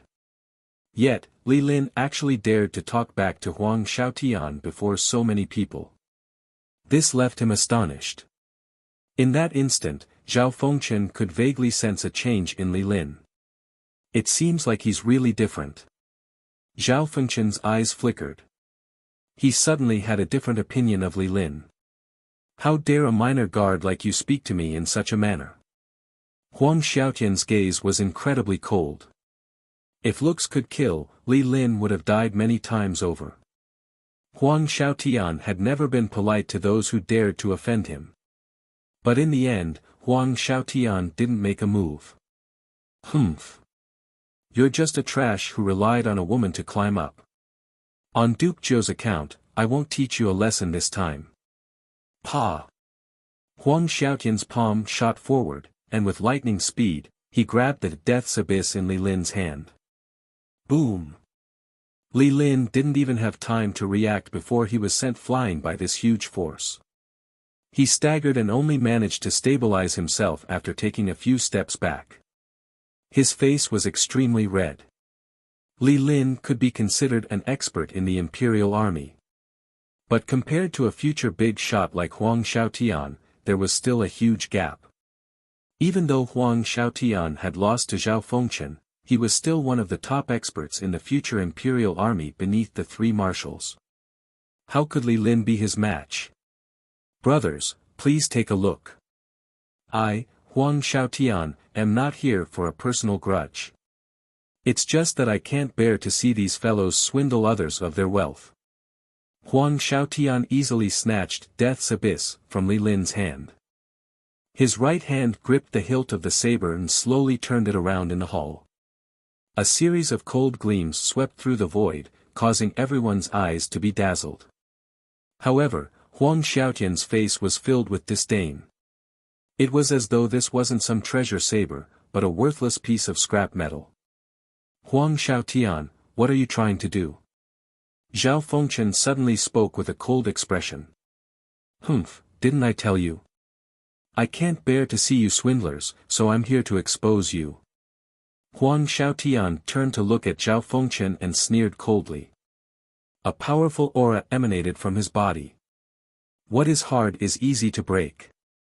Zhao Fengchen, Li Lin, don't tell me you don't understand this logic. Any weapon that exceeds 3 qi will break easily, and the longer it is, the more likely it will break. Thus, in the Central Plains, there are very few swordsmiths who can forge weapons beyond 3 qi. A weapon of 4 qi is already a rare sight, but to think that you would use a weapon of 7 qi to fool everyone. Do you really think that everyone here is a fool? Huang Xiaotian's words immediately caused a huge commotion in the hall. Everyone was here for the reputation of the Wuxia steel weapons, and with Zhao Fengchen's example, as well as the lack of time, they didn't really consider this problem. However, with Huang Xiaotian's words, many of them came to a realization. That's right, what is hard is easy to break. Even though they didn't know how to forge swords, they understood this logic. Thus, in the Central Plains, no one would forge a weapon that was longer than 4 qi, unless it was a spear or halberd. However, this type of weapon was meant to be hunted on the battlefield, so it wasn't rare at all. In the military warehouse of the Tang dynasty, there were plenty of such weapons. Even if they were to break, they could just replace them with a new one. Furthermore, the cost was extremely low. However, a sword was different. No one would want to buy a sword that would break easily. Lord Huang's words aren't without reason. Indeed, this saber is a little too long, that the Imperial Army commanders whispered to one another, and they nodded their heads. Initially, they were dissatisfied with Huang Xiaotian. They thought that he was here to wreak havoc and exact vengeance after losing to Zhao Fengchen. However, his words weren't completely unreasonable. Humph. Humph. Raising Death's Abyss high up, Huang Xiaotian's beard trembled. Upon seeing this sight, he sneered coldly in his heart, as though he had already predicted everything. Behind him, Zhao Fengchen and Li Lin's expressions changed slightly. Zhao Fengchen had bought the Wuxia steel sword from Wang Chong, defeated Huang Xiaotian, and became the marshal. Thus, he subconsciously chose to trust Li Lin and Wang Chong. On the other hand, Li Lin was his nephew, so there was no need for him to doubt him. Thus, the two of them didn't consider whether it was reasonable for a 7-chi long saber to be so long. Now that Huang Xiaotian had brought it up, the two of them realized that something was amiss. The principle that something that was hard would break easily was the most basic of all. Huang Xiaotian wasn't trying to make things difficult for them for no reason. Li Lin, Zhao Fengchen wanted to ask Li Lin about it, but the moment he thought of it, he stopped himself. It was already too late to ask anything before so many people. Furthermore, if there was really a problem, their reputation would be tarnished by Huang Xiaotian's actions before so many people. To dare to scam so many brothers, there would probably be no place for them in the imperial army in the future. It was precisely because of this that their faces turned incomparably grim. But at this moment, there was no turning back. Chong'er, you mustn't let anything happen to me. Li Lin thought anxiously. He didn't have the time to think about how Huang Xiaotian would snatch the death's abyss. Standing in the hall, he could sense that the gazes everyone was looking at him from all directions weren't right. But for his nephew, Li Lin couldn't say anything even if he was scammed. Brothers, the sharper the weapon isn't necessarily the better. This weapon might look grand, but it's actually nothing more than a pile of scrap metal. Today, I'll show you what this death's abyss is and see if it's worth your money. As Huang Xiaotian spoke, he raised the 7-chi death's abyss in one hand and stretched out the index finger of his other hand. With a slight bend, he flicked his finger toward the 70% of the death's abyss. Hong long long. The sound of wind and thunder exploded in the air. Huang Xiaotian's fingertip instantly exploded with a dazzling golden energy that was like a comet. Although the energy was formed from yuan qi, it was as hard as diamond and gave off a feeling that it was indestructible. Diamond Gale Lightning Finger. This was one of Huang Xiaotian's ultimate techniques. It allowed one to concentrate all of one's strength into a single finger, making it as tough as vitriol. In close-range combat, Huang Xiaotian could even fight bare-handed against an opponent wielding a divine weapon with only one hand behind his back. In Huang Xiaotian's previous battles, he had broken the record of more than 100 treasured swords and sabers. The most famous instance of Huang Xiaotian's Diamond Gale Lightning Finger was when Huang Xiaotian was out on a mission. When he passed by a mountain, he saw a dozen zhang tall basalt cliff. The entire cliff was a single piece of basalt rock embedded into the mountain. Huang Xiaotian's companions joked with him, asking if his Diamond Gale Lightning Finger could leave a mark on the basalt rock. In the end, Huang Xiaotian only chuckled. He walked up to the cliff, and with a flick of his finger, he shattered the entire basalt rock. Eventually, like a spiderweb, it shattered into countless fragments and fell down. This incident was extremely famous in the imperial army. Even decades later, Huang Xiaotian's name would still be mentioned by others, and it became a beautiful story. If Huang Xiaotian were to use his Diamond Gale Lightning Finger, there probably wouldn't be many weapons that could withstand it. At the very least, a 7-chi long saber wouldn't be able to withstand it. Wait a moment. Zhao Fengchen shouted. He wanted to stop Huang Xiaotian, but it was already too late. Hong long long, the entire hall was filled with the sound of wind and thunder. It was as though countless lightning bolts were streaking across the hall. In that instant, before everyone's eyes, time seemed to have come to a halt. A raging wind blew in the hall, and endless air currents flowed in the direction of the death's abyss along with Huang Xiaotian's finger. As Huang Xiaotian's finger inched closer, everyone's hearts leaped into their throats. The atmosphere was tense. Everyone knew that Huang Xiaotian's finger could collapse a cliff with a single finger. It wasn't something that could be looked at normally. This finger wasn't just a single finger, it was his full strength. No one knew whether the 7 Qi Long Death's abyss could withstand this attack or not. Hong Long. Finally, Huang Xiaotian's finger struck 70% of the saber, and the entire hull trembled. It was as though an invisible meteor had struck it, and the trembling of the saber reverberated in the air. But in the next instant, everyone was dumbfounded. Even after withstanding the full strength of Huang Xiaotian's diamond gale lightning finger, the 7 Qi Long Wuxia steel was actually unscathed. How is this possible? In that instant, no one was more shocked than Huang Xiaotian. The strength of the diamond gale lightning finger was incomparably powerful, and he had broken countless weapons with it. There weren't many weapons that could withstand it. Not to mention, this weapon was 7 Qi long, making it even easier for it to break. As long as he flicked his finger at 70% of the saber's hilt, the weapon would definitely shatter inch by inch. It was impossible for a weapon that was 7 Qi long to withstand his attack. This is impossible.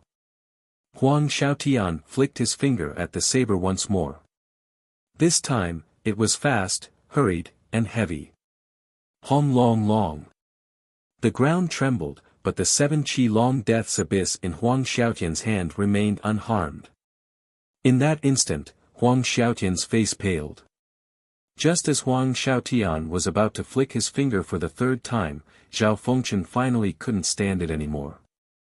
Huang Xiaotian, stop it. Zhao Fengchen bellowed furiously, if you don't stop now, don't blame me for getting nasty. Zhao Fengchen placed his right hand on the Wuxia steel sword by his waist, and with a stern expression, he exuded the disposition of a commander. Just as Li Lin had said, this wasn't the territory of the Mirage Dragon or Huang Xiaotian. Since Huang Xiaotian dared to act so brazenly, he shouldn't blame him for getting nasty. Ha ha ha, Vice Commander Huang, I've already said it.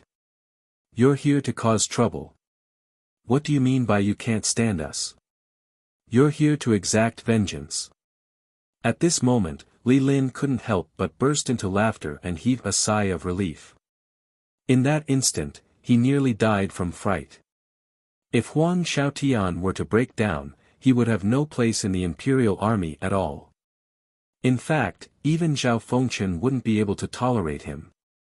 Chong'er, good job. Li Lin's eyes glowed, and he couldn't help but burst into laughter. This nephew of his had really given him face this time. Li Lin was certain that after Huang Xiaotian's ruckus, in the future, he would be like a fish in water in the imperial army. The Wuxia steel weapons would become even more famous than before. Furthermore, the number of commanders in the imperial army who would request for swords from the Wang clan would be as many as carps in the river. Chapter 144. Lord Huang, this place is prepared for those who are auctioning the saber.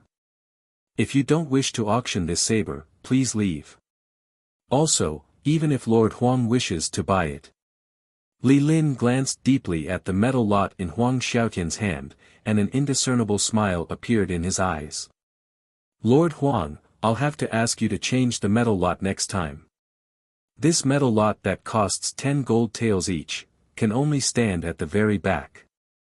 As Li Lin spoke, he pointed to the back of the hall. Boom! Upon hearing those words, everyone burst into laughter. It would be great if Huang Xiaotian succeeded in such a matter, as everyone would be impressed by him. But he failed. Clearly, there was nothing wrong with the saber that Chong Gongzi forged. The nature of this matter changed completely. There were already people in the crowd who were dissatisfied with Huang Xiaotian. Seeing how he was causing a ruckus, how could they possibly let go of this opportunity to mock him? You! Huang Xiaotian glared at Li Lin, who was behind the metal table, and his face flushed. He had made a name for himself a long time ago, and he had always been proud of his seniority in the imperial army. There was no one who didn't respect him. Now that he was being mocked in front of so many people, how could he possibly tolerate such humiliation? Huang Xiaotian was about to fly into a rage, but Li Lin didn't give him the chance. Everyone, the quality of this death's abyss is clear for all to see. The longer a weapon is, the easier it is to break. However, the weapon forged by my nephew isn't one of those. Now, let's continue the auction. The highest bid is 200,000 gold taels. Who else wishes to bid? Li Lin's gaze swept past Huang Xiaotian and landed on the crowd beneath the stage. Me. Me. Me. I offer 200,000 gold taels. What is 210,000 gold taels? I offer 220,000. 230,000. Huang Xiaotian's two adamantine storm fingers stirred the hearts of the Imperial Army members. The quality of this saber weapon was simply too high. Not only was it able to slice through metal as though mud, it was also able to withstand two adamantine storm fingers from Huang Xiaotian without suffering any damage. Just based on this point, this saber could be said to be one of the best in the world. 240,000 gold taels. This time, the voice came from behind. Li Lin was taken aback. Only then did he realize that the other Imperial Army general beside Zhao Fengchen was staring intently at the death's abyss in his hand. What's wrong, Lord Li? Can't we sell this weapon? The Imperial Army commander surnamed Zhou joked. Yes. Of course I can. Li Lin was overjoyed and extremely excited. Why not? He couldn't ask for more. 240,000. Any higher bids? 250,000. This time, it was the commander seated on Zhao Fengchen's left, and he was just as enthusiastic as before. He had no intention of participating in this auction. However, Huang Xiaotian's adamantine storm finger was a legend in the Imperial Army. Any weapon that could withstand 2 flicks of his finger would definitely be worth collecting. An incomparably sharp blade, a demonic flower demon, and a material that could match up to the Diamond Tempest finger. Such a weapon was definitely worth 200,000 taels of silver, 251,000 taels. 260,000. This time, Zhao Fengchen also participated in the auction with an interested expression on his face. From the looks of it, Wang Chang's saber was indeed extraordinary. It was completely different from the swords he had forged in the past. Zhao Fengchen was tempted to buy one as well. Even if he didn't use it himself, he could keep it as a collection. Even though Zhao Fengchen didn't know how to make a saber, he still had the eye to appraise a sword. The value of such a saber would only grow higher in the future. Due to its rarity, this kind of collectible saber was different from those mass-produced treasured swords in the market. Bastard! Huang Xiaotian stood there, not knowing whether to stand or stay. His face was as black as the bottom of a pot. At this moment, no one was paying attention to him. Everyone's attention was focused on the auction.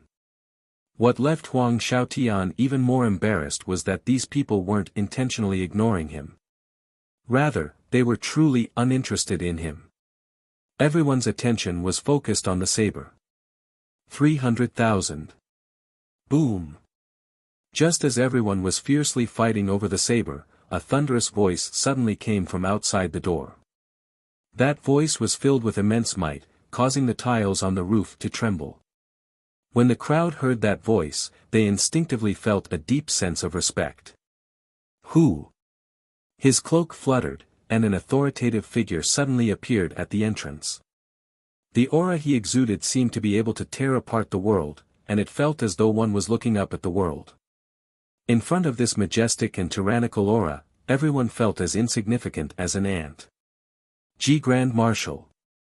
An Imperial Army commander stuttered, and his eyeballs were on the verge of popping out. Hua! The entire hall fell into chaos. Everyone who had been vying with one another to bid for the weapon suddenly trembled in fear and kneeled down. Not just the crowd, even Zhao Fengchen was shocked. He hurriedly got up from his seat and kneeled on the floor. Li Lin and the other captains of the Imperial Army were also panicking. They knelt on the ground, not daring to move at all. In the vast cold palace, there was a sudden silence, and there was only silence. Grand Marshal. At this moment, the only one still standing was Huang Xiaotian. He stood there in a daze, and his mind was in a complete mess. Everyone knew that there were only 3 people in the imperial army, and they were the 3 grand marshals. And the person before him was one of them. Even though Huang Xiaotian acted fearlessly with his seniority, he didn't care about the feelings of others. He was the same toward Zhao Fengchen and Li Lin. But before the 3 true leaders of the imperial army, he was insignificant. Zhao Fengchen and the others had privately occupied the cold palace for the auction and were discovered by the Grand Marshal. Logically speaking, this was a heavy crime, and it was beneficial to him. But Huang Xiaotian clearly remembered that the Grand Marshal was still. Huang Xiaotian was unable to wrap his head around the situation. Duh. That towering and imposing figure strode over, getting closer and closer to Huang Xiaotian. Just as Huang Xiaotian was filled with anticipation, that figure brushed past Huang Xiaotian as if he didn't see him at all. In an instant, Huang Xiaotian's face turned ghastly pale. "You're Li Lin, right?" That towering figure stopped before Li Lin, lowered his head, and smiled. However, it was completely different from how he smiled at Huang Xiaotian. "Yes, that's me." Li Lin couldn't see the expression on the Grand Marshal's face, and his heart trembled in fear.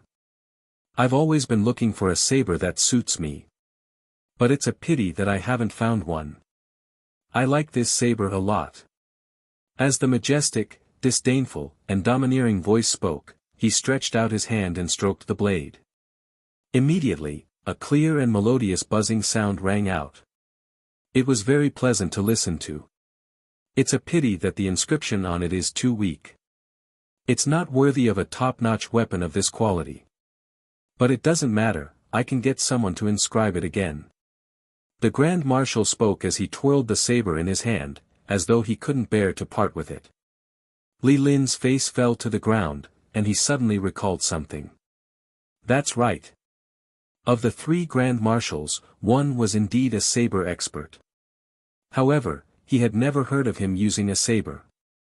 Li Lin didn't pay much attention to it in the past. But now that he heard it, could it be that he didn't have a saber in the past? Or perhaps, he hadn't found a suitable saber in the first place. If that was the case, Lord, I, Li Lin, am willing to offer this saber to the Grand Marshal for free. Li Lin immediately declared. His voice was firm, and there was a hint of hesitation in it. 300,000 gold taels might be precious, but Li Lin knew what it meant to him and Lord Zhao if he could win the favor of the Grand Marshal. With the protection of this lord, his and Zhao Fengchen's future in the imperial army would be bright, and no one would dare to do anything to them. Huang Xiaotian's incident would never happen again. To be able to win the favor of an imperial army Grand Marshal with 300,000 gold taels, this was a rare opportunity. Even if Wang Chong were to learn of it, he would surely support Li Lin. The moment Li Lin said those words, Huang Xiaotian's face darkened. However, the Grand Marshal's reaction was out of Li Lin's expectations. There's no need for it. 300,000 gold taels, it's decided. There's no need to say anything more. The Grand Marshal's voice was firm, and there was no room for doubt. 300,000 gold taels, right? I'll get someone to pass it to you soon. Your name is Li Lin, right? I'll remember this name. Your saber, I like it a lot. As the Grand Marshal spoke, he picked up the saber on the table and left. His black cloak fluttered in the wind, and it didn't take long for him to disappear into the night. Even though he had taken away the death's abyss, no one thought that the Grand Marshal would go back on his words. In the Imperial Army, the Grand Marshal's words were the golden tongue. Li Lin and Zhao Fengchen stood up from the ground, and they glanced at one another. Slowly, smiles appeared in their eyes. Lifting their heads, they realized that Huang Xiaotian had already disappeared. However, they knew that this fellow wouldn't dare to act arrogantly before them anymore. The Grand Marshal of the Imperial Army, Wang Chong, had done them a huge favor.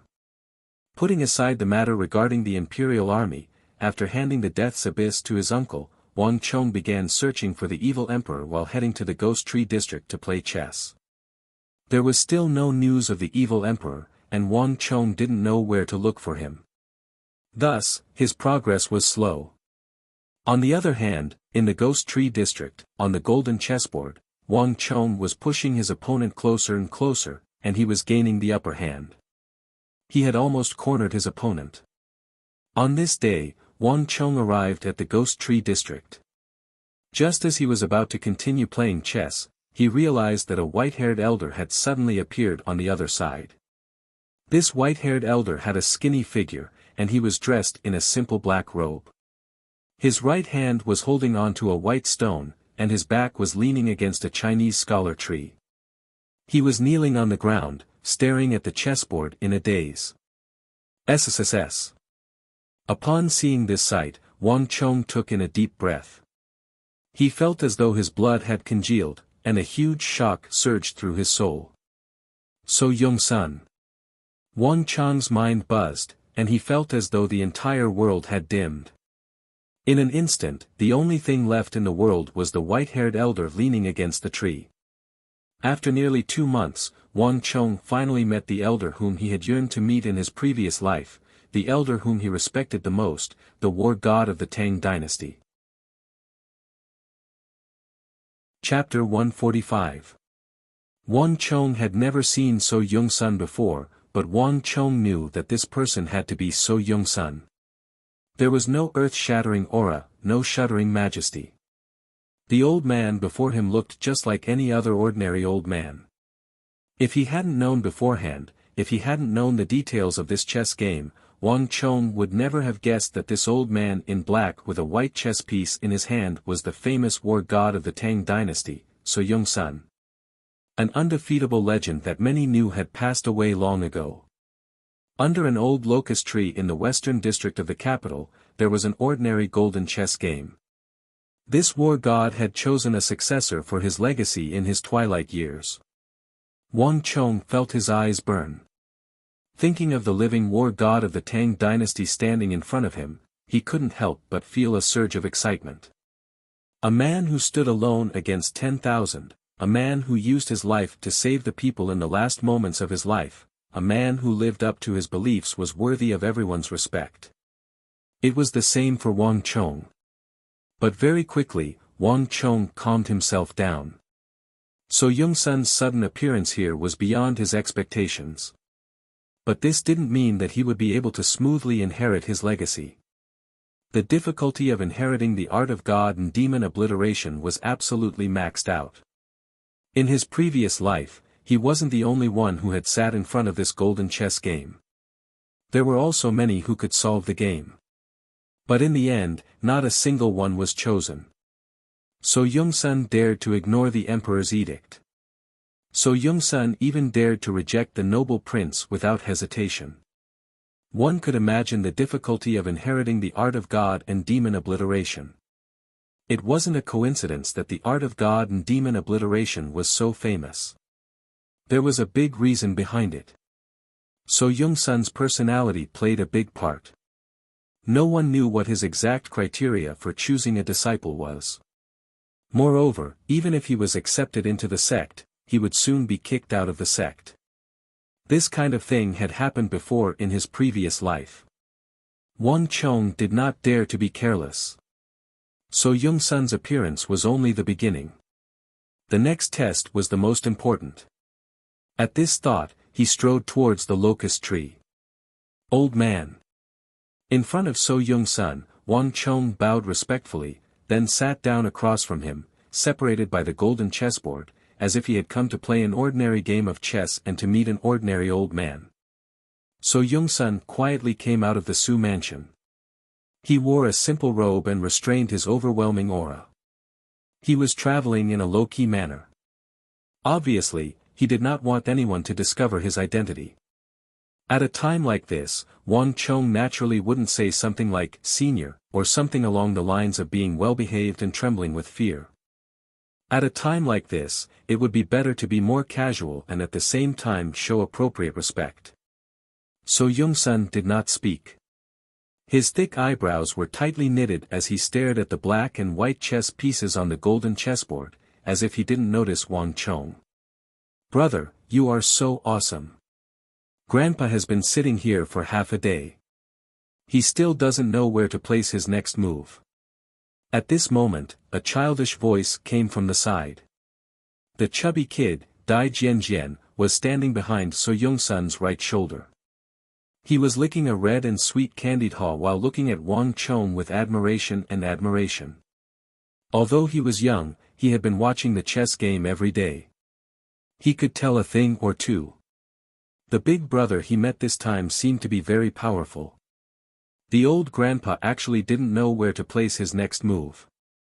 "Jianer." Suddenly, a majestic voice was heard. So Young-sun frowned slightly, but his body and movements didn't change at all. He was still holding the white chess piece and staring at the chessboard. The little boy stuck out his tongue, quickly shut his mouth and walked away alone. Wang Chong smiled and shifted his gaze back to the golden chessboard. With just a glance, the chess pieces on the chessboard were exactly the same as when he left yesterday. In other words, from yesterday until now, So Young-sun still hadn't figured out where to place his white chess piece. So Young-sun hadn't placed his chess piece yet, and naturally, it wasn't Wang Chong's turn yet. Everything was still the same as it was yesterday. Zhi. The sound of cicadas chirping came from the locust tree, but no one spoke. So Young-sun didn't speak, and Wang Chong didn't find it appropriate to speak either. Under the locust tree, all was silent. "Young man, your way of playing is a little strange." After some time, So Young-sun finally raised his head. His expression was solemn as he looked at Wang Chong. This was the first time Wang Chong had a chance to look at him face to face. So Young-sun was very skinny, but he was very dignified and gave off a sense of righteousness. However, his face was expressionless and unsmiling, giving off a very old-fashioned feeling. In addition, his eyebrows were very thick and snow-white. Even though So Young-sun had closed his door and refused to meet any guests for many years, and hadn't interacted with the court or the military for decades, his entire temperament had changed a lot. But in that relaxed and ordinary face, Wang Chong could still find the strength of the famous war god of the past. One was the war god of the past, the other was the future Grand Marshal of the world. This game of chess was a way for the war god to choose his disciples, and it was also a contest between the old and new marshals. Although in terms of martial arts, he wasn't a match for old Marshal Su, in terms of strategy, Wang Chong was more than confident. Even if his opponent was a war god like So Young-sun, Wang Chong was still confident that he could beat him. "Old senior, war is the land of life and death.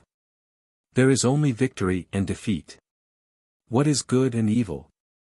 Hearing So Young-sun mention the word evil, Wang Chong didn't hold back. Although his martial arts were far inferior to So Young-sun's, in terms of strategy, Wang Chong had experienced the chaotic end of the world. He had experienced thousands of battles, large and small, and was extremely experienced. Even if his opponent was So Young-sun, even if he was facing a person like the war god, Wang Chong wasn't inferior. So Young-sun slightly frowned. He clearly didn't expect Wang Chong to say this. He said that Wang Chong's chess style was evil, but Wang Chong had directly brought the game of chess to the path of war. Chess and war were interlinked, and Go was born from war. Wang Chong's words weren't wrong. Holding the heavy chess piece in his hand, So Young-sun once again stared at the game in silence. Clack. After some time, he seemed to have finally thought it through. So Young-sun's white chess piece finally landed on the board with a clack. After such a long time, So Young-sun finally thought of a countermeasure. This sudden action immediately attracted Wang Chong's attention. But with just a glance, Wang Chong inwardly laughed. So Young-sun's move truly seemed like a clever move. This white chess piece seemed to have the power to overturn the heavens and overturn the earth, to reverse the game of chess and create a path of survival. But in Wang Chong's eyes, he could only shake his head. Just as I expected. Wang Chong chuckled. He picked up a black chess piece from the box next to him and swiftly placed it on the center of the board. The moment this black chess piece landed, the situation on the board suddenly changed. Just a moment ago, Su Zhengchen looked as if he had just narrowly escaped death, and he had a brilliant move that could turn the tables around. But in an instant, his miraculous move turned into something rotten. With the death of a massive dragon, Su Zhengchen's army was completely routed. Under the locust tree, in front of the chessboard, So Yong-sun's brows immediately furrowed deeply, his expression extremely solemn. He had set up a tie chess game in the Ghost Tree district. Originally, it was to lower the difficulty and not stick to a single pattern, to select people with some talent in the art of war. But he had not expected this game to turn into an all-out war in the end, and he had actually lost. So Yong-sun had not expected this at all. Staring at this chess game of utter defeat, So Yong-sun did not move. His expression was extremely solemn, and no one knew what he was thinking. "Whose child are you?" After some time, So Yong-sun finally raised his head. To have such a game of chess in a chess game, this was definitely not something that could be taught by an ordinary family. "Elder, I do not dare to refuse. I am Wang Chong, the son of General Wang Yan of the Tang dynasty, and the grandson of the former Prime Minister Wang Jiuling." Wang Chong sat up on his knees, speaking confidently and respectfully. "So, you're a descendant of Wang Bo." So Yong-sun's eyebrows twitched, but there wasn't much of an expression on his face. Duke Jiu, Wang Jiuling, the virtuous Prime Minister of the Tang dynasty, there wasn't a single person in the Central Plains who didn't know of him. Speaking of which, there was no one who didn't raise their thumbs to show their respect. But So Yong-sun didn't address him directly by his name, but by his name. There wasn't the slightest hint of respect on his face either, as though he was speaking of a junior. If it was someone else, Wang Chong might have felt that the other party was insulting him, and he might have stood up and left. However, Wang Chong knew that there were only a few people in the entire Tang dynasty who were qualified to address his grandfather as a senior. So Yong-sun was one of them. As the war god, So Yong-sun's era of fame far surpassed that of his grandfather. Back when he was at the peak of his power, his grandfather was still an unknown lad. Even though his grandfather had just celebrated his 70th birthday not too long ago, in terms of age, he still paled in comparison to the person before him. However, in terms of age, he was still a far cry from the person before him. He could be considered to be relatively young. Thinking about it, how old should he be now? 80? 90? How old should he be now? Over 80? Over 90? Wang Chong's heart was in turmoil. Wang Chong's mind was in turmoil. Grandfather only rose to fame when he was in his 20s. At that time, Su Zhengchen was at least in his 40s, perhaps even older. In fact, Wang Chong even suspected that his age might be close to 100 years old. In fact, Wang Chong even suspected that his age might be close to 100. After all, this person had lived through the era of Emperor Taizong. Chapter 146. However, unlike his grandfather, Wang Chong felt a deep, dark, and closed power from So Yong-sun. The person before him seemed to have completely sealed himself in his own world, isolated from the rest of the world. He was unwilling to talk to anyone, to interact with anyone, and to interact with anyone. Even the connection between him and himself was limited to the golden chessboard in front of him. There was no other interaction between them, and he was unwilling to have any interaction. Looking at the god of war of the Tang dynasty before him, Wang Chong felt a deep resonance and sympathy in his heart. Wang Chong was no stranger to such a situation. In his previous life, when he lost everything and had nothing, he was also in such a state. There was nothing left for him to yearn for in life. The only reason he lived was to complete a goal and mission given to him in life. So Yung-sun should be the same. Wang Chong thought to himself, thinking of the old man's experience. So Yung-sun lost his son when he was young, died in his old age, and all his relatives had passed away, leaving him all alone. Wasn't this the same situation as him back then? The only difference was that he had reincarnated and had a chance to change his fate and reunite with his family. So Yung-sun was different. Right now, he might just be choosing a suitable successor to pass on his art of god and demon obliteration.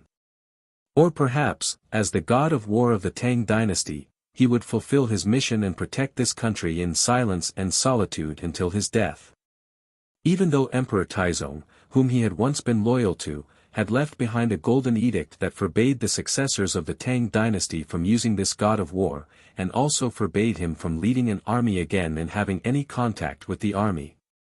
Thinking of this, Wang Chong became even more determined. No matter what, he had to change this old man's fate. He had to let him walk out of his isolation and live out his life happily, instead of letting the tragedy of his previous life repeat itself and letting him die in loneliness and solitude. Old man, victory and defeat are common in war. Why don't we play another game? Wang Chong suddenly grinned. So Yung-sun raised his head, and a strange look flashed across his eyes. It seemed that Wang Chong's attitude was a little strange. However, he did not object and nodded. The chess pieces on the golden chessboard were quickly swept clean. The two of them sat opposite each other and started a new game. Unlike before, this time it was no longer a single stone a day. Instead, the two of them faced each other and played a complete game of chess. So Yung-sun originally wanted to choose his successor through a game of Tai chess, but Wang Chong's realm was obviously far beyond this level. Even so Yung-sun couldn't beat him. Clack! Clack! Clack! It was quiet near the square. The wind blew past, and the huge crown of the locust tree shook. Leaves fell from the sky, landed on the chessboard, and floated past the two. So Yung-sun was a man of few words, and he didn't like to speak much. Ever since he agreed to Wang Chong's request, he had been sitting upright, as though a spear was stabbed into the ground. His posture was meticulous, reminiscent of the iron bones of a soldier. Wang Chong wasn't inferior to So Yung-sun either. In his previous life, he was also a Grand Marshal of the Central Plains who looked down on the world. It was just that Wang Chong would often restrain himself and not intentionally reveal his true nature. On top of that, his 15-year-old body and his low cultivation made it hard for Wang Chong to assume the disposition of a Grand Marshal of the Central Plains. In fact, Wang Chong even intentionally slowed down and relaxed his body so that the atmosphere wouldn't be as tense. Instead, he treated it as an ordinary game of chess. So Yung-sun's mastery of the art of war was undoubtedly high. However, it was a pity that his opponent was Wang Chong, the future greatest war saint in the history of the entire Central Plains. The two of them controlled their respective armies and fought against one another on the crisscrossing chessboard. So Yung-sun's army was already formidable, but before Wang Chong's army, it was a pity that they were still met with defeat. So Yung-sun's white stones gradually decreased while Wang Chong's black stones increased. Even though So Yung-sun tried his best, Wang Chong would always have a new trap waiting for him. Unknowingly, So Yung-sun was faced with the same predicament from before. There were only a few spots on the chessboard that he could place his stones on. So Yung-sun was once again surrounded by enemies from all sides. The wind rustled as Su Zhengchen held the white stone tightly in his hand, and a deep frown appeared on his forehead. Staring at the chessboard, he fell into silence once more. The surroundings were silent. Wang Chong smiled. He didn't rush So Yung-sun. Looking at the chessboard, he waited silently for So Yung-sun to make his choice. Again. After a long period of time, So Yung-sun finally placed down his stone and said two words. This was the first time he took the initiative to speak. After which, he closed his lips tightly, not saying a single word. "All right." Wang Chong chuckled and didn't say anything. Putting away his stone, he started another round. The two of them fought on the chessboard, creating a bloody battlefield. Unknowingly, the sun was setting in the west, and the night had already fallen. "Old master, it's getting late. Why don't we head back first? We'll play another day." Suddenly, behind the locust tree, an ordinary-looking black-haired old man walked out. He bowed and lifted his head, looking at So Young-sun with a worried expression. Looking at this skinny old man, Wang Chong felt like he was being pricked by a needle. His pupils shrank and his body trembled. He was so excited that he almost shouted. He had met an old friend. Wang Chong recognized this person. His name was Fong Hong. He was an old servant of the Su residence. He was the child of an old servant of the Su residence and grew up in the Su residence. So Young-sun lost his son and grandchild, and most of the maids in the Su residence were dismissed. Only this loyal old servant stayed and served So Young-sun until his death. The main reason why Wang Chong knew him was because this old servant told him about So Young-sun in the future. But Wang Chong reacted quickly. Although he recognized Fong Hong, this old servant might not recognize him. "Old man!" Wang Chong called out. He quickly calmed down and pretended nothing had happened. The Fong Hong in front of him was much younger than when Wang Chong knew him. His hair was still black, unlike the white hairs of his future life. Moreover, he was different from the future life when he lost his master and was forever immersed in sorrow. The Fong Hong now was still loyal, had his own backbone, and had his own value in life. This made Wang Chong, who knew him, secretly happy for him. At least, that tragedy had not happened yet. "Old man, it's getting late. I have to go back now. Why don't we fight again tomorrow?" Wang Chong looked at So Young-sun and grinned. With Fong Hong's reminder, Wang Chong also remembered something. So Young-sun had a rule when he went out. Whether it was to play chess or to do something else, he had to return to the Su residence before the sky turned dark. Otherwise, if he was discovered by the patrolling imperial army and the news got back to the palace, it would cause a lot of trouble. So Young-sun did not want that person in the palace to notice him. As long as that person in the palace noticed him, it would mean that all the civil and military officials in the court, as well as the entire world, would notice him. For so many years, ever since Emperor Taizong, So Young-sun was used to keeping a low profile. He had always been like this. This had already become a habit of his subconscious. Although Wang Chong did not approve of this habit of his, today was the first time they met. Even if he wanted to change this habit, it would have to wait until later. So Young-sun looked at Wang Chong in silence. Finally, he looked at the chessboard. He saw that on the crisscross chessboard, the white pieces had already been destroyed. This game, he had lost again. A great war god who had dominated the battlefield had lost to a teenager in front of him. It was inconceivable. But this was indeed what had happened. Wang Chong's "fight again tomorrow" was just right, leaving him some face. Looking deeply at Wang Chong, So Young-sun finally stood up. "Fong Hong, we're leaving." With these words, So Young-sun flicked his sleeves, turned around, and slowly left. Seeing So Young-sun's departing figure, Wang Chong smiled and also stood up to leave. Rome wasn't built in a day. It was not an easy task to have a sealed-off person slowly open his heart and face the world.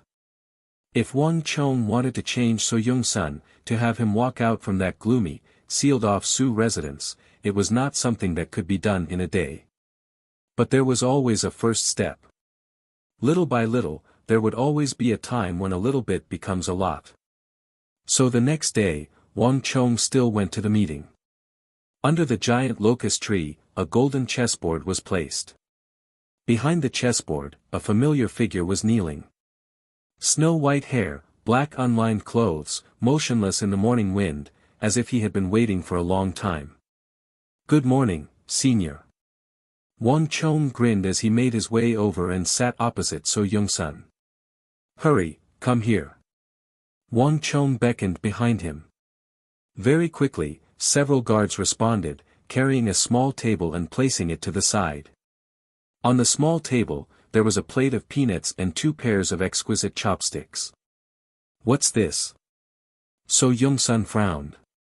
He glanced at the table by the side and looked at Wang Chong. Peanuts. Wang Chong chuckled, as though saying, you can't possibly not recognize peanuts. So Young-sun didn't say a word. Instead, his frown deepened. Ha ha ha, senior, so this is what you're talking about. Isn't it too monotonous just to play chess? Eating peanuts while playing chess is much better. Here, these chopsticks are for you.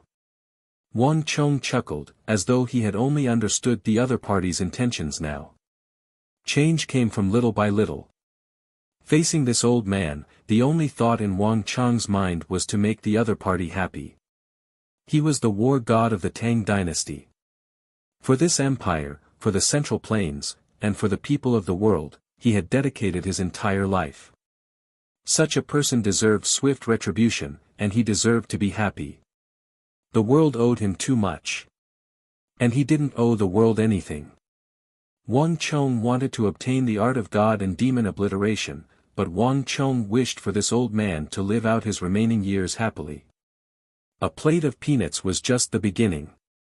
Wang Chong believed that one day, this old man would walk out of his past, walk out of the shadows, and return to his original self. The surroundings were silent, and only the rustling of the locust tree leaves could be heard. Chapter 147. So Young-sun didn't eat the peanuts that Wang Chong brought over. However, it was already a great improvement for him to allow Wang Chong to bring the table to the side of the chessboard. Once something started, it was impossible to stop. So Young-sun didn't stop Wang Chong, and things went out of control. On the second day, Wang Chong brought a plate of braised beef. On the third day, Wang Chong brought a few side dishes. On the fourth day, Wang Chong finally brought a pot of wine. What's this? This time, So Young-sun finally couldn't hold back. He frowned and looked very displeased, as if he was very averse to wine. So Young-sun had seen all kinds of ambitious and powerful people in his life, from Emperor Taizong to the holy monk of the great snow mountain temple in the west of Uzan, to the Sun Holy Land in the north of Turkgrad, and then to the famous generals and ministers of Goguryeo, Uzan, Turks, Abbasid Caliphate and Karakspazinu. There was not a single person who didn't behave themselves in front of him, and there were very few who didn't behave themselves like Wang Chong. Putting aside the peanuts on the first day and the braised beef on the second day, Wang Chong became more and more outrageous in front of him. Not only did he bring all kinds of side dishes, he even brought wine. A chess match that should have been very quiet, elegant, and charming was forcefully changed by Wang Chong. Wine! Wang Chong said, as if he couldn't see the displeasure in So Young-sun's eyes. As he spoke, he placed a wine cup in front of So Young-sun and poured a cup full of wine. I don't drink. So Young-sun frowned and didn't even look at Wang Chong's wine cup. You're the descendant of a family of generals. Don't you know this? So Young-sun's eyes were cold. Although it had been decades since he handed over the empire's military power, he had long been far away from the center of power. So Young-sun still maintained the habits of the army after spending half his life in the army. He didn't mind Wang Chong bringing peanuts or braised beef, but he absolutely couldn't touch alcohol. Hee, old man, you're joking with me again. I'm just a child, and you're not a famous general on the battlefield. You don't need to lead an army to the battlefield, so what's there to delay? Wang Chong said casually. So Young-sun's eyes were very cold, and he gave off a feeling of authority without being angry. The pressure accumulated from years of military life was not something an ordinary person could withstand. If it was anyone else, they would have been filled with fear and trepidation. However, Wang Chong was not affected in the slightest. Not only that, but Wang Chong even drank his own cup as he spoke. The wine was very light, and the alcohol content was very low. After Wang Chong drank the wine, he picked up a tender piece of braised beef and slowly chewed it in his mouth. So Young-sun froze for a moment, then suddenly fell into a daze. Yes. It had been so long that he had forgotten. He had forgotten that he was no longer that So Young-sun, that he no longer had any dealings with the military. Right now, what else could he delay? For a moment, So Young-sun was a little dazed. Emperor Taizong's removal of his armor and return to power had always been the deepest concern in his heart. "Senior, it's fine if you don't want to drink." At this moment, Wang Chong spoke. "If you can lose 3 fewer points than yesterday, you don't need to drink. Otherwise, you'll be punished with a cup of wine. What do you think?" Impudent. So Young-sun's expression shifted, and he inadvertently revealed the dignity of a great war god. Although times had changed, how could a habit he had cultivated for decades be so easily changed? "Grandfather, you're being shameless. Grandfather, you're being shameless. If you're willing to bet, then you have to accept the bet. If you're willing to bet, then you have to accept the bet." At this moment, a tender voice came from the side. A chubby child suddenly hugged So Young-sun's arm and vigorously shook it, refusing to budge. The authority that Su Jingchen had just revealed a moment ago immediately crumbled.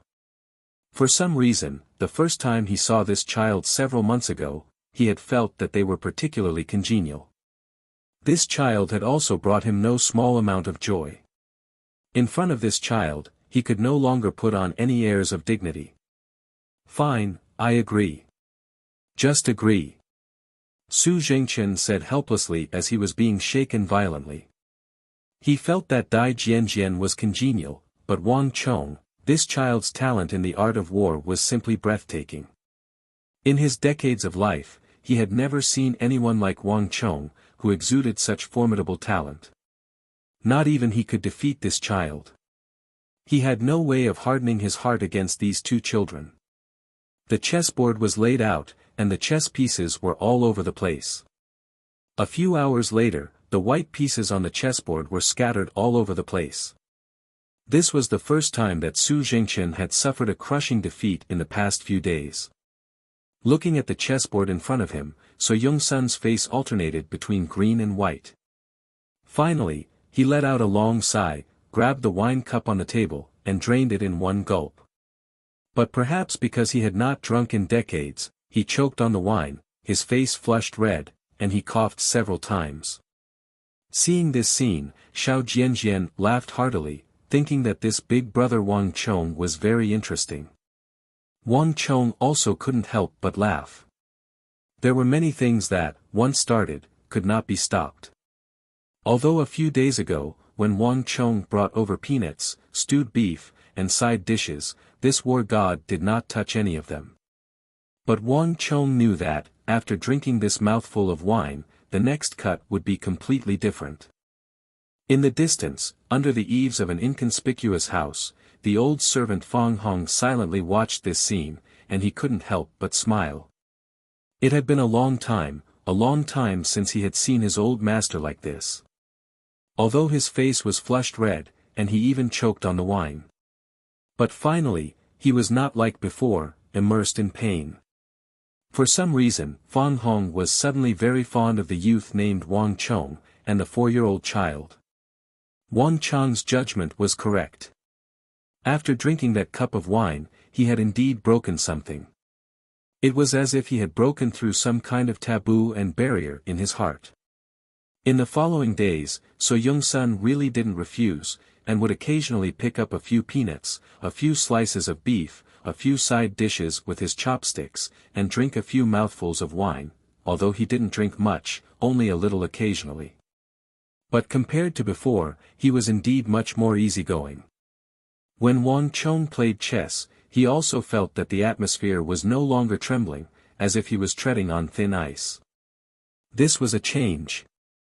Seeing that the old man whom he respected was able to let go of some of the knots in his heart, Wang Chong was secretly happy for him. Time passed day by day, so Yongsun still didn't reveal his identity. Wang Chong also didn't reveal it, and still went to the ghost tree district every day. Under the big tree, one old and one young, they looked no different from anyone else. During this time, Wang Chong handed over the goods to his uncle.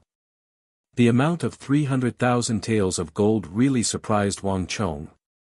Wang Chong also didn't expect that the Death's Abyss could be sold at such a terrifying price. This also strengthened Wang Chong's decision to walk the quality route. With the 300,000 taels of gold, Wang Chong completely made up for his previous losses. However, at the same time, Wang Chong's search for the evil emperor was in a deadlock. No matter how many people Wang Chong sent out, there was still no trace of the evil emperor. Wang Chong, what are you doing? Standing like a pine tree, sitting like a bell, every action of yours has rules. How can you behave like this? So Yongsun looked at Wang Chong opposite him and twitched his eyebrows, looking a little displeased. Wang Chong was becoming more and more humble in front of him. In the past, he would only bring some wine over, but now, even his sitting posture changed, and he began to play chess while lying down. Ha ha ha, life should be full of joy, don't let the golden goblet face the moon emptily. What's the point of having so many rules in life, as long as you're happy? Wang Chong, on the other hand, was all smiles and didn't seem to mind at all. So Yongsun didn't expose his identity, and Wang Chong was happy to play dumb. Otherwise, if So Yongsun really revealed his identity as the war god, he wouldn't be able to do so. If both sides were to play their part, they probably wouldn't be so relaxed anymore. So Yongsun frowned, but didn't say anything in the end, and continued to look at the chessboard. On the golden chessboard, the white pieces were scattered all over the place, and he was about to lose again. Cough. Cough. Cough. Just as the two of them were playing chess, a violent coughing sound suddenly came. While the two of them were playing chess, Xiao Jianjian somehow found his way to the cloud pattern table that Wang Chong brought. He secretly picked up a piece of braised beef and took a sip of wine. The braised beef was nothing, but when he drank the wine that Wang Chong brought, he couldn't help but choke and cough violently. Cough, cough, cough, it's not good at all. It's not as good as the charcoal wine of the Zhou clan in the east of the city.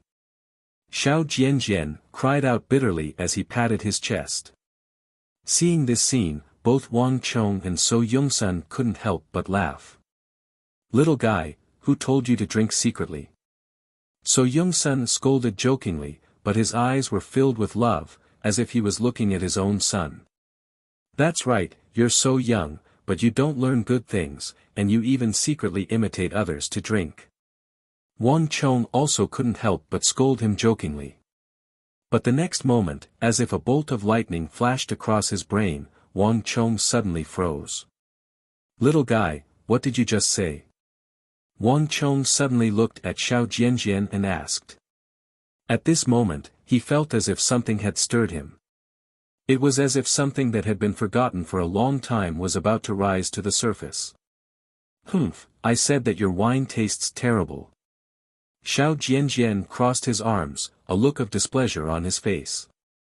Not this, the other one. Wang Chong said anxiously. What?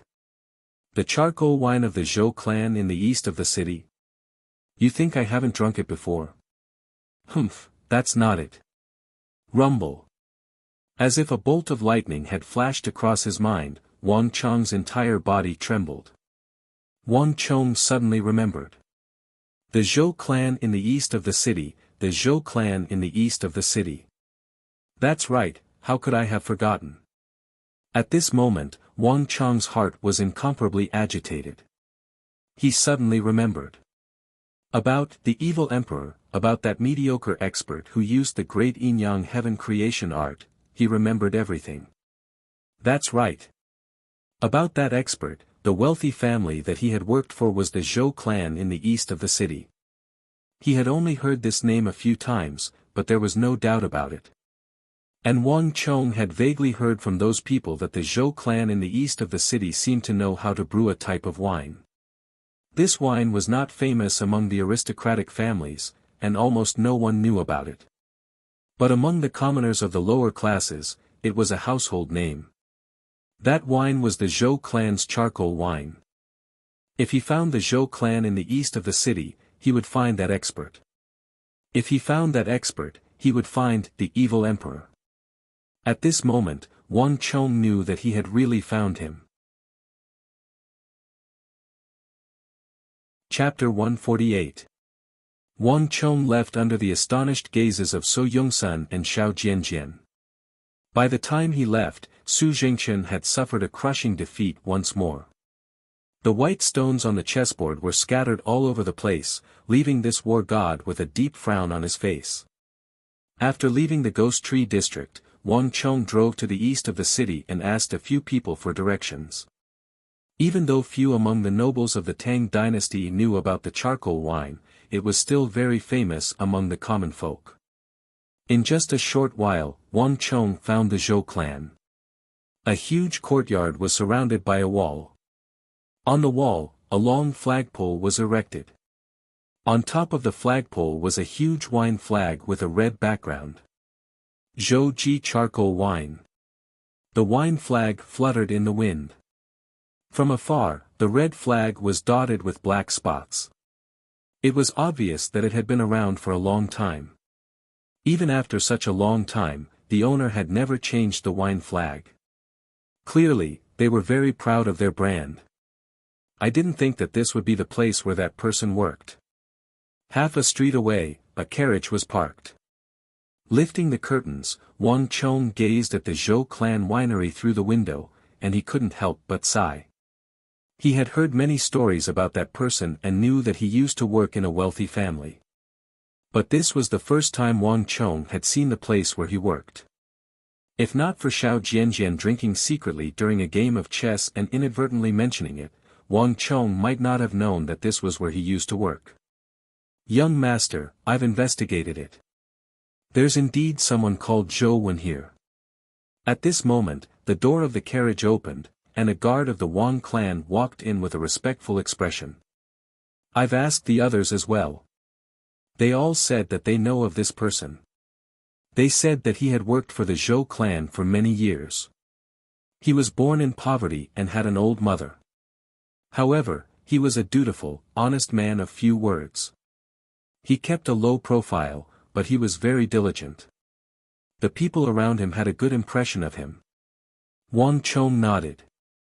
This was completely in line with what he knew. Before the age of 27, Zhou Wen was no different from an ordinary person. He lived his life diligently. He didn't have any talent, but he could still rely on his own hands to support himself.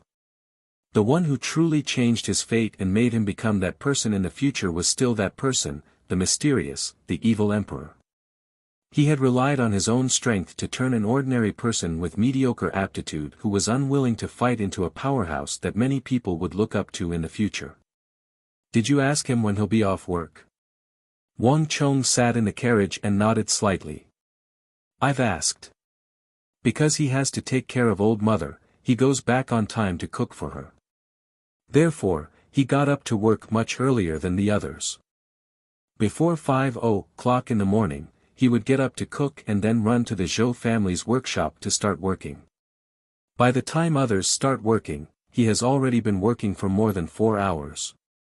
So, even if he gets off work early, he still works much longer than others.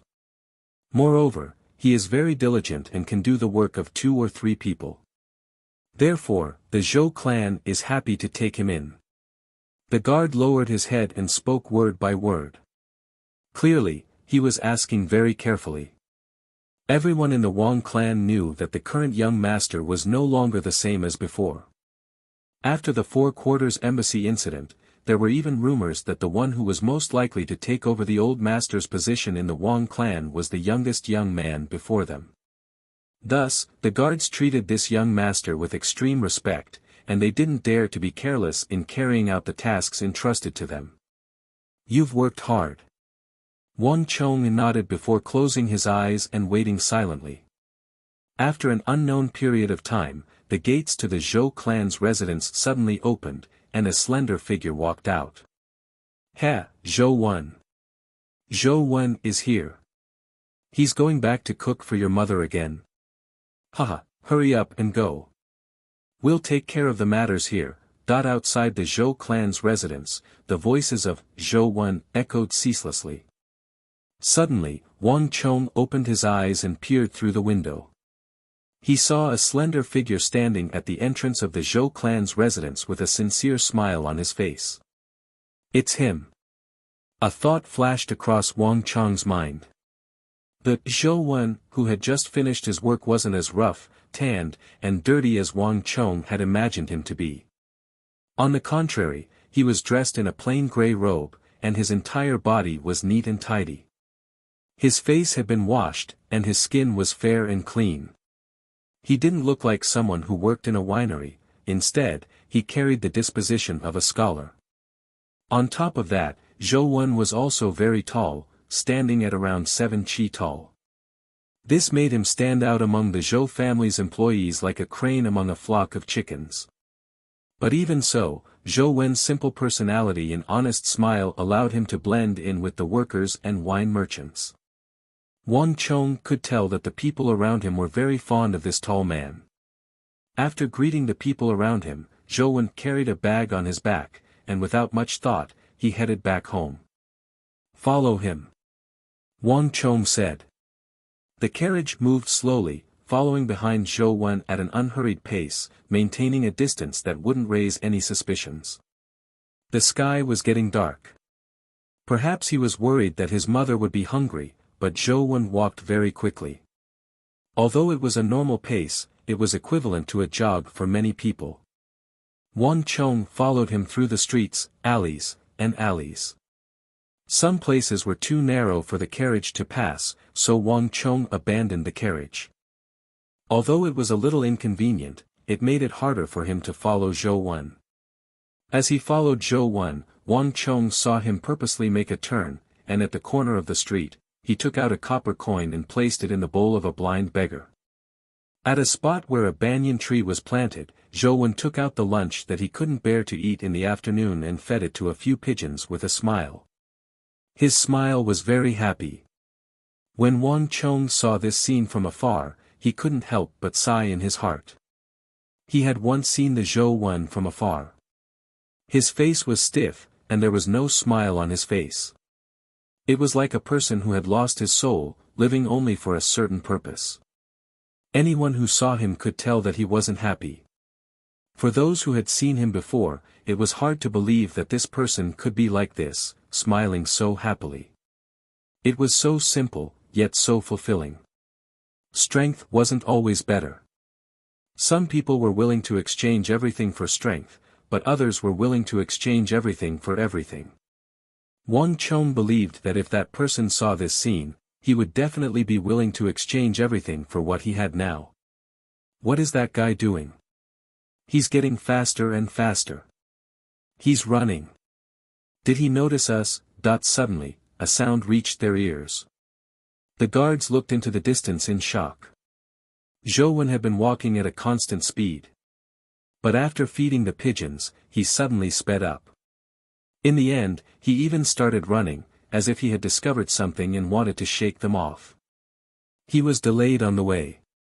He's rushing back to cook for his mother. Wang Chong said faintly. Ah. The guards were astonished. Look at the sky. If he doesn't go back to cook at this time, his mother will starve. Wang Chong said lightly. The guards were stunned. They looked up and saw dark clouds hanging low in the sky. It was already dark. Unknowingly, it was almost time for dinner. But Wang Chong ignored him and followed after him. His cultivation was far higher than Zhou Wen's. When he took a step, he was faster than Zhou Wen. He followed Zhou Wen all the way through the streets. Finally, Wang Chong followed Zhou Wen and saw him rush into a low and shabby mud house covered with thick white thatch. The surroundings were dark. The house stood tall in the night. There was no one in the surrounding dozens of feet. It was lonely, giving off a feeling that it was isolated from the rest of the world. Mother. When, cough cough. An old voice, accompanied by a cough of pain, came from the narrow room. A moment later, a dim oil lamp lit up. Then, there was a series of clanking sounds. Wang Chong stood under a lush camphor tree. Soon, he smelled the aroma of food. Mother, don't choke. Zhou Wen's respectful voice came from the room. A moment later, the window of the room opened, and a cloud of smoke drifted out. When the window was opened, Wang Chong saw Zhou Wen walking out with 2 plates of appetizers in his hands. 2 pairs of chopsticks, 2 small bowls, and a dim oil lamp. Wang Chong looked at Zhou Wen sitting on one side and a thin old lady with silver hair sitting on the other. As she coughed, she kept putting food into Zhou Wen's bowl. Child, eat more, looking at this scene, for some reason, Wang Chong suddenly felt a lump in his throat. He was filled with emotions and an indescribable feeling. At this moment, Wang Chong suddenly knew what that person had lost. This person was not scheming. Therefore, he could hear many things about this person. But among all the bits and pieces, he had never heard him mention his mother. This was a filial son. He could wake up early and work late before the sky even brightened. He could take care of 2 people. After a tiring day, he could sit at the dining table and smile, just because he had a mother with whom he could only depend on. But when he became a hero and became him in the future, everything was lost. He was already a lonely person. A person had lost the most important thing in his life. Wang Chong suddenly remembered a rumor that he had heard a long time ago. It was said that the reason why that person's temperament changed so much and he started a massacre was because his mother was killed by a group of thugs. This rumor had no origin and nowhere to go. It only spread among a few people and was quickly forgotten by those who said it. Wang Chong did not care about it. But at this moment, Wang Chong suddenly understood. If he was not mistaken, all of this was probably related to the evil emperor. Such a filial son would not attract any thugs. The only possibility was that the evil emperor, who had been plotted against. Others, fortuitous encounters, might be a disaster for others. Chapter 149. Young Master. Just as Wang Chong was deep in thought, footsteps sounded behind him. Shanhai, dressed in an embroidered robe, walked out of the darkness. I've checked, and there aren't any strange old men in the area. There isn't anyone else in this room either. Shanhai said. Behind him were a few guards of the Wang clan. This operation was split into 2 groups. One group was led by Wang Chong while the other group was led by Shanhai. Even though the route was different, Shanhai still managed to find his way here. It seems like the evil emperor hasn't appeared yet. Recovering from his daze, Wang Chong raised his head to look at the stars in the sky with a contemplative look in his eyes. Wang Chong thought that he would be late for this operation. The worst-case scenario would be that the evil emperor had found Zhou Wen. But from the looks of it now, it seemed like he had only discovered some useful clues now. However, the matter that he had in mind probably hadn't happened yet. In other words, he still had a chance. Follow him for the next few days. Find out where he's been operating. Get all of the guards of the Wang clan here. Also, inform Wei Hao that we'll be borrowing the strength of the Wei clan. Wang Chong said. But, if the guards in the mansion are transferred, what should we do if the previous assassination happens again? Shanhai said with a frown. He begged to differ. If not for our Loja, Ablanadan, and Tuoba Guiyuan, the assassins might have already taken advantage of the situation. Besides, there was a madam in the residence. If something were to happen to the madam while the guards were to be mobilized, it would be disastrous. Don't worry, I've already informed Mayase Mayaka to come over. Wang Chong faintly smiled. Once the assassin pavilion was destroyed, there wouldn't be anything that could threaten the Wang clan anymore. Besides, he still had Li Zhuxin with him. When the time came, he could just leave Li Zhuxin in the residence. One in the open while the other in the dark. Adding on Arloja, Ablanadan, and Tuoba Guiyuan, even though there were only 5 of them, their strength was enough to trap the entire Wang clan. This was not a place where just anyone could barge in and cause trouble. Right, did you manage to find out anything about that Mozaid? Wang Chong said. No. Shen Hai shook his head. However, our men have asked the Carrick Spazinu merchants through Big Golden Tooth. There was no one called Mozaid among them. However, there is a person called Suleiman who is very similar to the person we described. Suleiman. Wang Chong's eyebrows twitched. You said his name is Suleiman? Yes. Young master. However, I heard that he left the capital more than a month ago and returned to Carrick Spazinu. Shen Hai said, thinking that Wang Chong hadn't heard him clearly. The night was quiet. Wang Chong looked up at the sky, a strange expression on his face. There was an indescribable feeling in his heart. Without a doubt, the assassination that night was carried out by the Carrick Spazinu merchant, Mozaid. Wang Chong wasn't sure what kind of person Mozaid was, but Suleiman, if he didn't remember wrongly, in his previous life, this fellow was the one who brought Wuxia steel weapons to the Central Plains and sold them for an astronomical price. Currently, the Hyderabad ores had just been excavated from the mountain range. Carrick Spazinu and the Abbasid Caliphate probably hadn't forged true Wuxia steel weapons yet. It wasn't the right time for Suleiman to come to the Central Plains. Not only did he not sell his weapons, he even participated in the Bluebottle Pavilion auction that he organized. A person who would bring Wuxia steel weapons to the Central Plains in the future actually came to the Central Plains to buy his Wuxia steel swords. In fact, for this, he even sent assassins to steal and assassinate the swords. The mysteries of fate were truly unfathomable. Humph. Consider yourself lucky to have escaped. Wang Chong thought. Suleiman didn't have any good intentions. He wanted to sell the Wuxia steel swords to the Central Plains to strengthen the Central Plains. Wang Chong knew that selling the swords was just a pretense, and it would be exposed in the future. This fellow actually had another mission, and that was to gather intelligence and spy on the Central Plains. In the future war between the Abbasid Caliphate and the Tang dynasty, this person's intelligence had contributed greatly. However, this fellow was simply too cunning. Even Wang Chong didn't expect him to do so. Long before he started selling the Wuxia steel weapons, he had already infiltrated the Tang dynasty, and he even went by the alias of Mozaid. Wang Chong was a profligate scion in his previous life. He had only heard of this Suleiman, but he had never met him in person. Furthermore, this fellow was extremely vigilant. The moment he failed, he would immediately flee 1,000 li away, not giving him a chance at all. It wasn't without reason that this fellow would become the head of the Abbasid Caliphate and Carrick Spazinu in the future. The next time I see you, it will be the day you die in the Central Plains.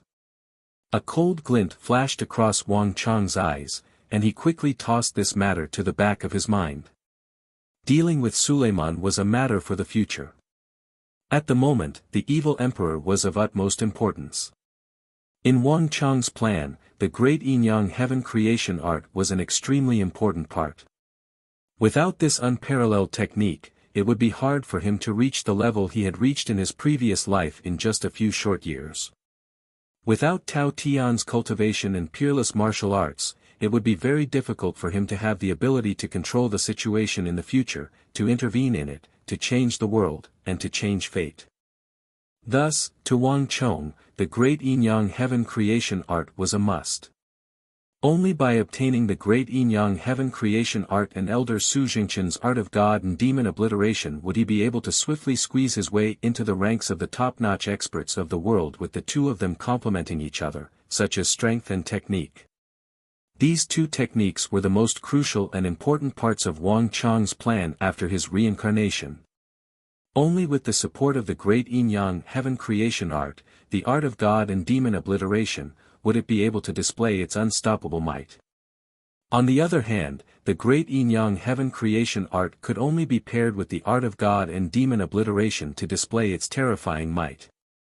It was extremely difficult to obtain these two techniques at the same time. In his previous life, no one had ever succeeded. To most people, this was an insane feat that they didn't even dare to dream of. However, Wang Chong knew that there was a possibility of such a thing happening. Furthermore, this was the only way he could break through his shackles and accomplish what he failed to do in his previous life, completing the mission he carried. In the future, he would save the world from the great calamity that would engulf the world. "Shanhai, there's something else I need you to do," Wang Chong said. "Young master, please ask," Shanhai said without hesitation. "Tell Wei how to discuss this with the Zhouji's family head. No matter what methods he uses, he must poach Zhou Wen into his family. Find him a well-paid job, cure his old mother, and send a few guards to protect him in secret. Let him live a peaceful life," Wang Chong said. In the end, Zhou Wen was still a mystery, and he was somehow connected to the demonic emperor old man. If he didn't get rid of Zhou Wen, no matter how many guards he sent, no matter how much he tried to stop him, there was still a chance that Zhou Wen would be able to save the evil emperor. Then the tragedy from his previous life would repeat itself. The evil emperor had passed on his martial prowess and the great yin-yang heaven creation art to him. Zhou Wen had saved the evil emperor, but his mother had been killed, and he had once again stepped into the murderous martial world that he disliked.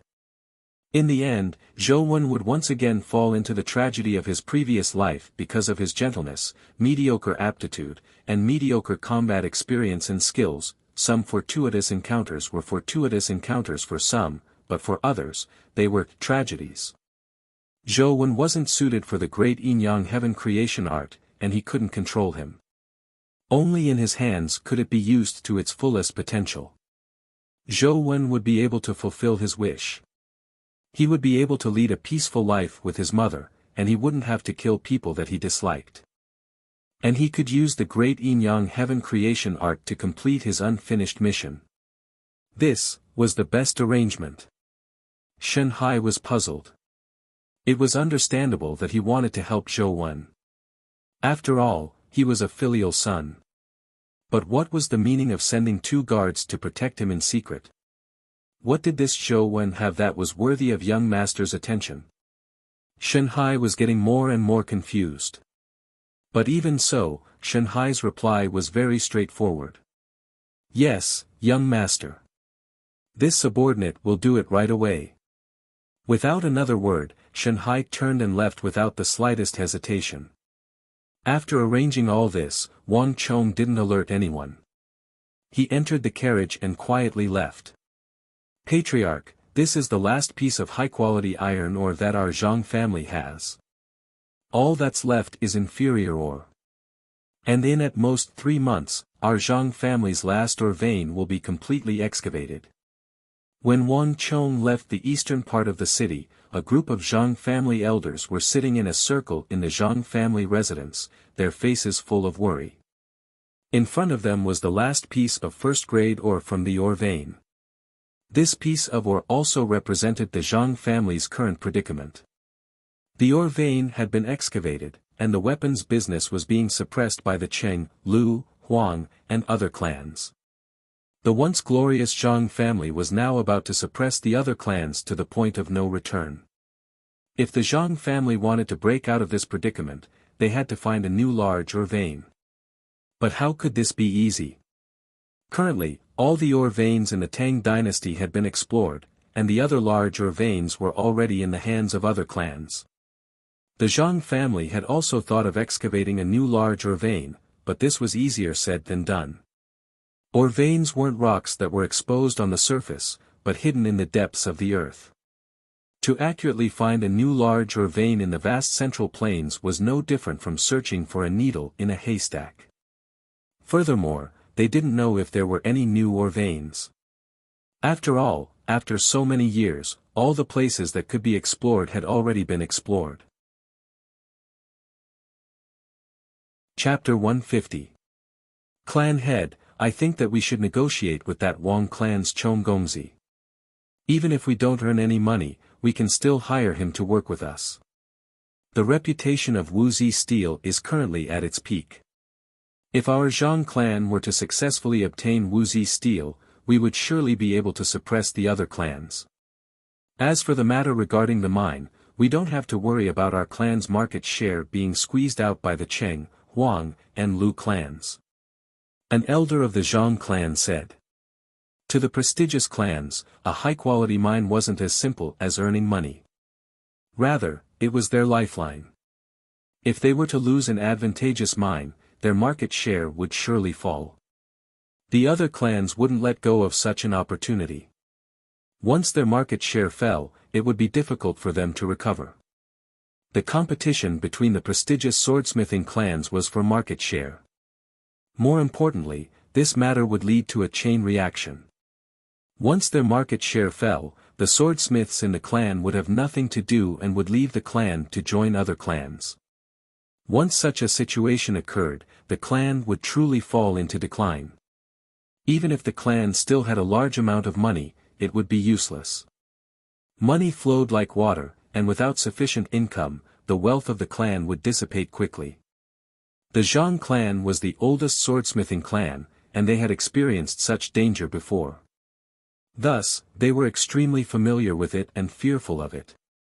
No one wanted to experience such danger once more. This was also the reason why everyone was gathered here.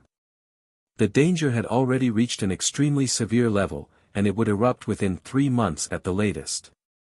Before that, they had to think of a solution. It's useless. Before the sword sale at the Bluebottle Pavilion, we might still have a chance. But now, you should know that his sword was sold for an astronomical price of 300,000 gold taels in the Imperial Army. How could he possibly give up such a huge profit?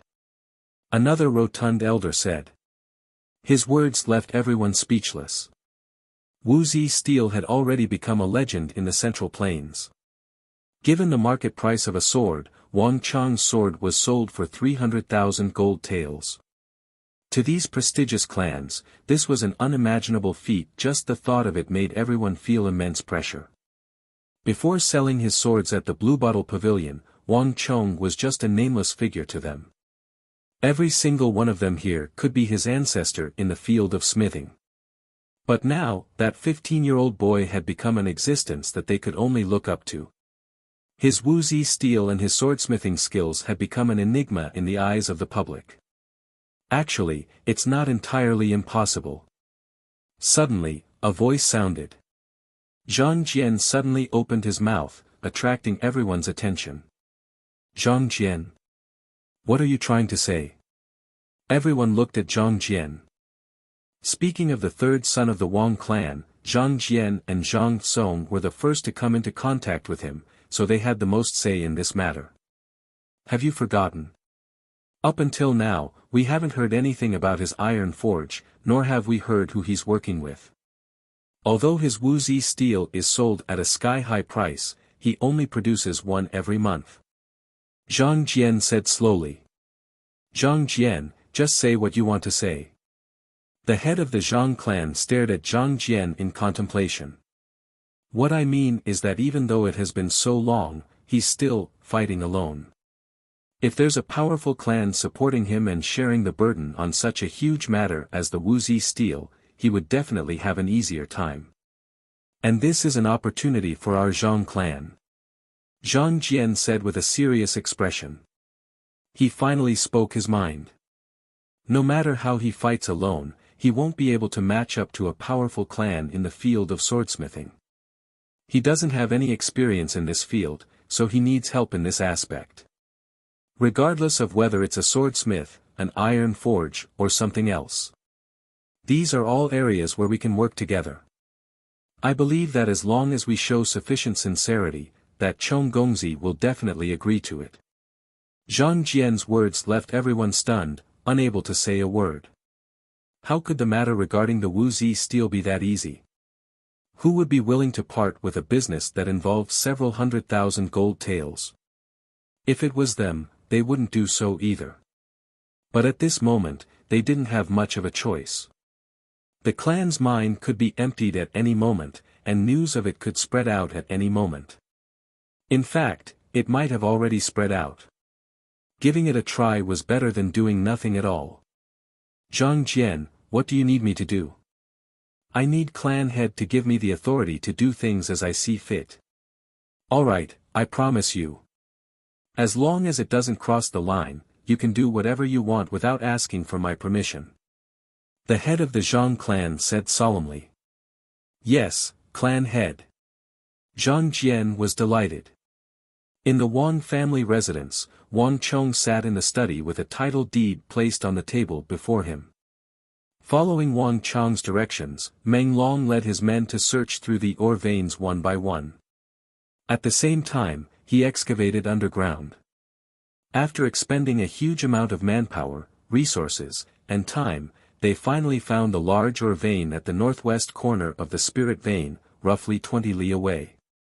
After spending a total of 80,000 gold taels, Wang Chong finally bought over the entire mountain range where the iron mine was located. On top of that, he obtained the title deed from the Court of Judicial Review and marked out the type of iron mine. Just like that, unknowingly, Wang Chong received yet another huge sum of wealth. However, amassing wealth wasn't Wang Chong's goal. Wang Chong didn't intend to use this massive iron mine to earn money. War was a huge consumption of both manpower and material resources. And in all wars, the consumption of war machinery could be considered as a crucial factor. And this massive iron mine in Wang Chong's plan was to be used to forge war machinery. In a war, in a situation where both sides were of equal strength, the side with superior equipment would be able to gain a huge advantage. The Arabs' Wuxia steel sabers and swords were sufficient proof of this problem. A man who calculates in his temple before the battle, has to calculate more. A man who calculates less before the battle, has to calculate less. Calculating more wins, and calculating less loses. How can it be better to calculate nothing at all? This was the content of Sun Tzu's Art of War. A war had already begun long before it began. No one knew better than Wang Chong how many wars this world would face in the future. Regardless of whether it was the Hyderabad ores or the massive iron mine, to Wang Chong, everything was for the sake of war. Only by making preparations now would he be able to better deal with the calamity of the future. Even though no one knew about it other than him. However, there was a very real problem. Even though he was sitting on a massive amount of wealth and the massive iron mine, Wang Chong didn't have the ability to develop it, let alone forge it into a massive amount of war machinery in a short period of time. Wang Chong was able to forge the jaw-dropping Wuxia steel saber, the Abyss of Death, which was worth 300,000 gold taels. However, the forging of war machinery required a massive scale and manpower. This wasn't something that Wang Chong specialized in. Perhaps I should look for those swordsmithing clans. Wang Chong thought. In the capital, there weren't any better swordsmithing clans than the Zhang, Qing, Huang, and Lu clans. Regardless of whether it was the scale, manpower, or resources, they weren't something that a lone individual like Wang Chong could match up to. Young master, the Zhang clan's Zhang Song and Zhang Jian request to meet you. Just as Zhang Xian was deep in thought, a voice suddenly sounded in his ears. Turning around, Shanhai walked in respectfully with his head lowered. Ha ha ha, great. Speak of the devil and he appears. Bring them in. Wang Chong's eyes lit up and he abruptly stood up from his seat. Wang Chong met Zhang Song and Zhang Jian in his lounge. After several months, Wang Chong hadn't changed at all. However, before Wang Chong, Zhang Song and Zhang Jian started to feel a little restrained. Time had passed, and people had changed. At this moment, it wasn't Wang Chong who needed them anymore. Instead, it was they who needed Wang Chong. Wang Gongzi, we are here for the Hyderabad ores. May I know if Wang Gongzi is willing to cooperate with us? Zhang Jian thought for a moment and decided to get straight to the point, directly stating his purpose for coming here. In Zhang Jian's mind, this trip was fraught with difficulties, and there was a high chance that Wang Chong would reject his offer. However, the truth was something that Zhang Tsong and Zhang Jian couldn't comprehend. Sure. Wang Chong's reply was just 2 words. But it was these 2 words that caused the 2 of them to shiver. The huge living room suddenly fell into a dead silence. Sure. Zhang Jian was bewildered. The huge shock left him unable to react. Sure. Wang Chong indifferently said, repeating his own words. Sure. Zhang Tsong was stunned as well. He couldn't believe his ears. This time, they were shouldering a huge mission, and the glory of the Zhang clan was at stake. In the depths of their hearts, they had already prepared themselves for failure. Yet, Wang Chong's reply was so simple, sure. If they hadn't heard it with their own ears, they wouldn't have dared to believe it. Zhang Tsong and Zhang Jian stared at one another, and they could see the shock and joy in the other's eyes. Happiness came so quickly that they were caught off guard. SSSS. Zhang Jian took in a deep breath and calmed himself down. Wuxia Steel was a huge business opportunity, and no one would agree to it easily. Zhang Jian knew that there was a condition behind Wang Chong's words.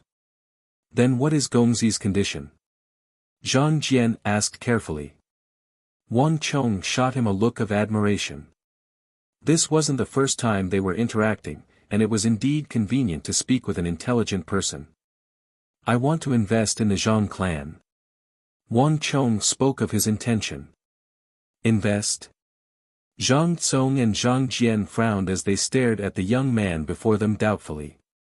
Even though they had lived for more than half their lives, they had never heard of investing in the Zhang clan.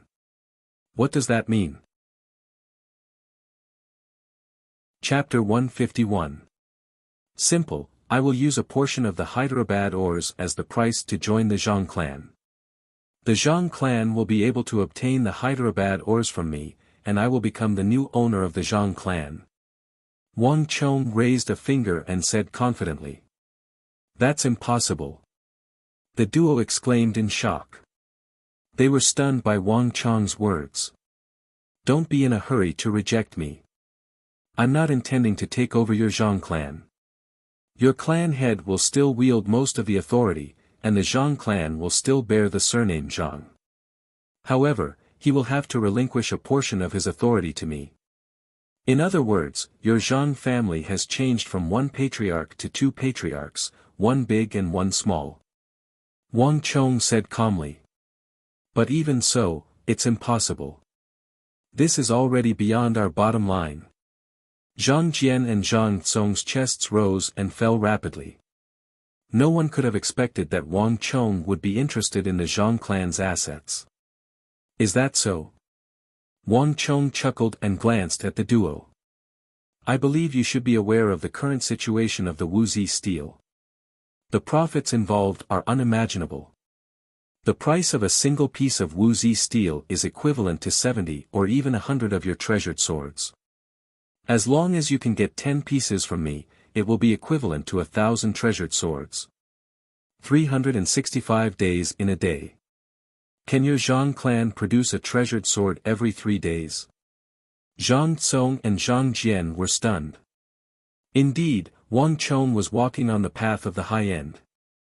The profits generated by his Wuxia Steel was something that the Zhang, Huang, Cheng, and Lu clans couldn't hope to match. The annual profits of the Zhang clan probably couldn't even match up to a few of his weapons. If they were to accept Wang Chong's proposal, in terms of profits, the Zhang clan might not suffer as much as they had imagined. In fact, to a certain extent, the Zhang clan might even benefit from it. However, exchanging wealth for authority as the clan head was still unacceptable. No, Chong Gongzi, your proposal is too much for us to accept. Zhang Jian said solemnly. Even if the iron mine is about to run out, is it still hard to accept? Wang Chong took a sip of the fragrant tea on the table and said casually. Rumble. Wang Chong's voice was neither loud nor soft, but when it entered their ears, it was like a clap of thunder that struck them, causing their faces to turn pale, their bodies to tremble, and their bodies to be incomparably cold. The two of them stared at Wang Chong in horror, as though they had seen a ghost. It was as if the deepest secret in one's heart had been exposed. Chong Gongzi, you, Zhang Tsong's lips quivered, and his eyes widened in disbelief. It hadn't been long since the news of the Zhang family's iron mine came out. Everyone had been ordered to keep it a secret. However, Wang Chong actually knew everything clearly. Zhang Tsong and Zhang Jian, if I'm not wrong, they are both Zhang Tsong and Zhang Jian. Your Zhang family hasn't discovered any new veins yet, right? If you can't secure a stable supply of iron, your Zhang clan's market share will soon be squeezed out. Of course, you can buy iron ores from the smaller clans to stall for time. However, as long as you do so, the other clans will follow suit. By then, you will be squeezed out even faster, and your decline will be even faster. Am I right on this point? Wang Chong put down his teacup and said impassively. How do you know? The faces of the two were ashen, and they couldn't maintain their composure anymore. This was the Zhang clan's Achilles heel, and no one knew better than them that what Wang Chong said was likely to happen. If they were to purchase a large amount of iron ores from the market, it would be equivalent to telling the other clans that there was a problem with their iron mine. This was the most crucial point. Thus, even though there was a problem with the iron mine, the Zhang clan didn't dare to make any moves in fear of arousing suspicion. Wang Chong smiled without replying. He was well aware of the Zhang clan's predicament. That was because what he said was what the Zhang clan would do in the future. If there were no accidents, the Zhang clan's decline was a foregone conclusion. If a swordsmithing clan didn't have any iron to forge, it would be equivalent to a river losing its source and a tree losing its roots. Wang Chong didn't think that he was taking advantage of the Zhang clan. On the contrary, he was saving the Zhang clan. I hope that you can consider it carefully. I believe that you are aware of the current situation of the Wuxia steel. The Zhang, Cheng, Lu, and Huang clans have been pestering us endlessly. If the Zhang clan can receive my help and obtain the Wuxia steel, their reputation will definitely surpass the Cheng, Lu, and Huang clans, and they will become the #1 swordsmithing clan. There are no free benefits in this world. Of course, I hope to benefit from the Wuxia steel. Ask yourselves honestly, what does the Zhang clan have that I'm interested in? Money? I don't think the Zhang clan earns as much as I do, right? You know that we don't have the authority to do so. Go back and discuss with your clan head. Come and look for me after you have made up your mind. Wang Chong said impassively.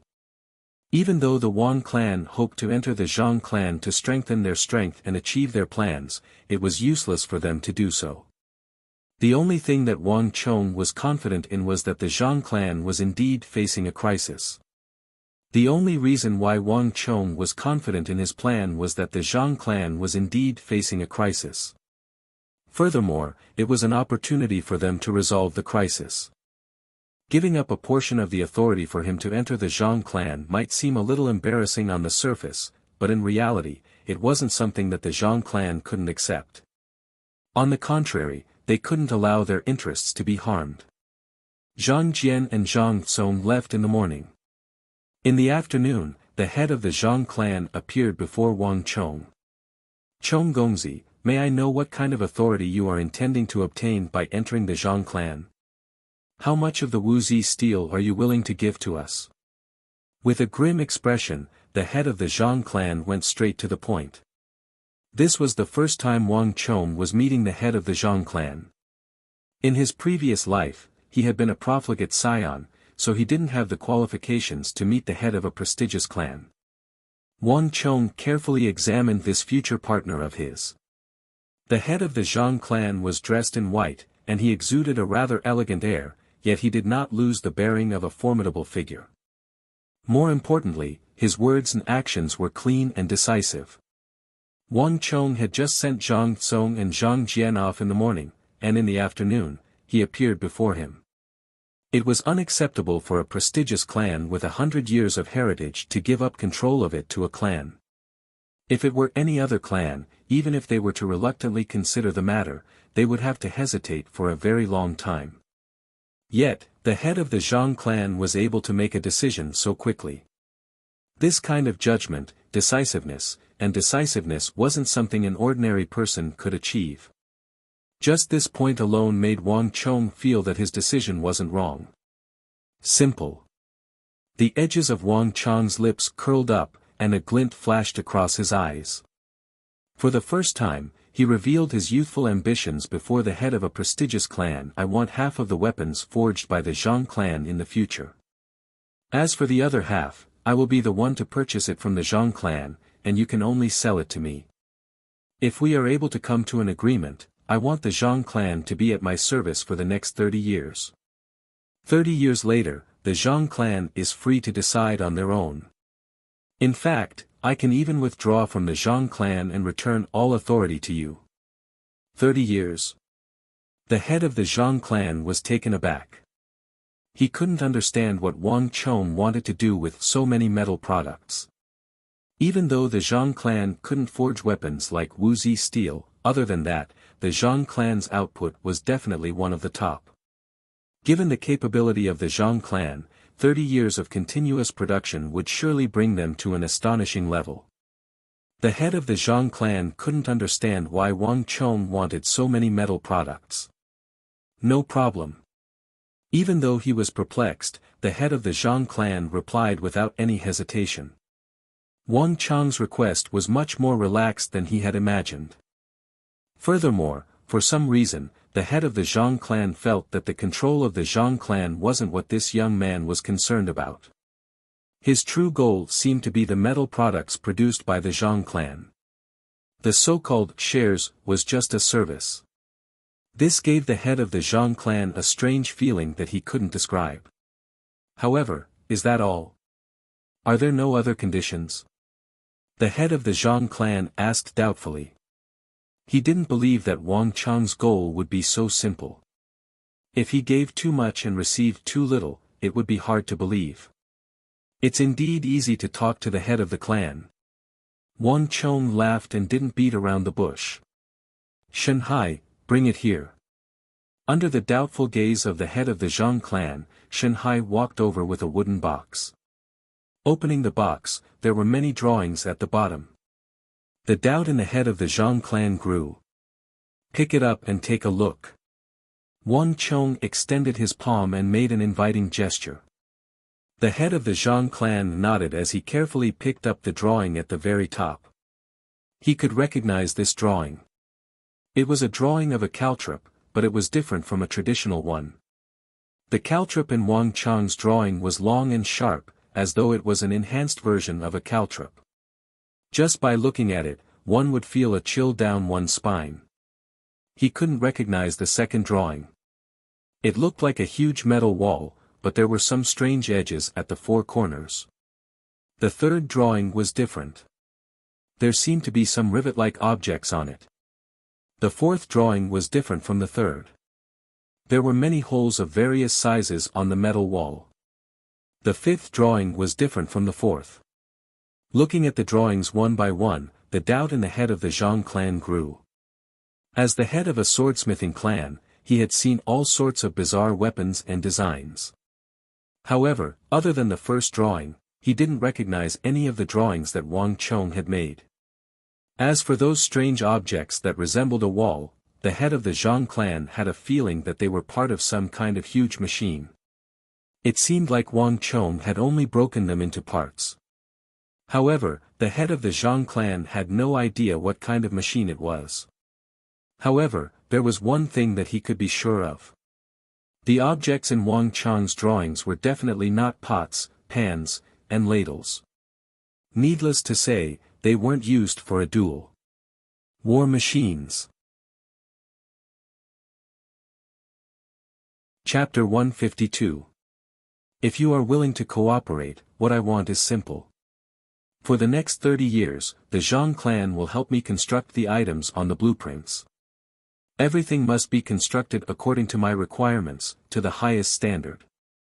All of the metal castings must be inscribed with at least 10 layers of toughness, and they must meet the requirements. Wang Chong didn't know what the head of the Zhang clan was thinking about, or perhaps, he didn't care. He stretched out his right index finger and lightly tapped on the table. His rhythmic tapping gave off a very confident and rhythmic feeling. Inscriptions of at least 10 layers. That's a frighteningly high cost. The head of the Zhang clan frowned. He almost thought that the Wang clan was going to revolt, but upon hearing the inscription of 10 layers, he knew that he was overthinking it. You don't have to worry about that. I will pay for all of the cost of inscriptions. Wang Chong said calmly. He lacked everything at the moment, but money wasn't one of them. Even though the cost of inscriptions was expensive, given his strength, it wasn't a problem. Then there's no problem. As for the inscriptions, it's not a problem for us to pay in advance. What about the Wuxia steel? The head of the Zhang clan said. After which, he turned to look at Wang Chong intently. This was what he cared about the most. Wang Chong could own a portion of the Zhang clan, and it wouldn't matter even if there wasn't a 30-year deadline. What the Zhang clan cared about the most was Wang Chong monopolizing the most mysterious and popular Wuxia steel in the entire Central Plains. Only those who were in the industry would know how high the status of this young man in front of them was. 300,000 gold taels for a single weapon, this had sent the entire circle into a frenzy. Right now, all of the weapon merchants viewed this young man as a god. If they could work for this young man, many of them would be willing to work for free. It was a pity that this young man was elusive, and not just anyone could enter the Wang clan. Otherwise, just by taking a stroll around the weapon market, this young man would know how influential he was in the circle. With this kind of influence, coupled with the reputation of Wuxia steel, if it could be combined with the Zhang family in the capital, the influence of the Zhang family in the capital would not be weakened, but would be even greater. Just like what Wang Chong had said, it was entirely possible for them to become the #1 swordsmithing family. This was the reason why he was here.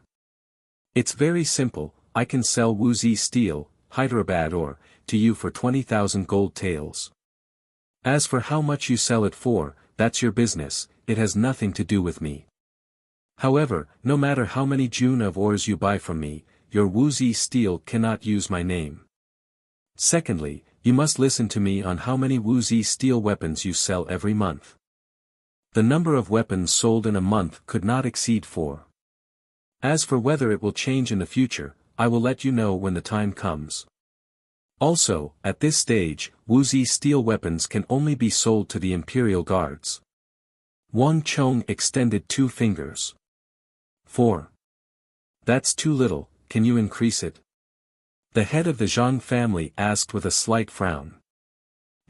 Definitely not. Wang Chong chuckled.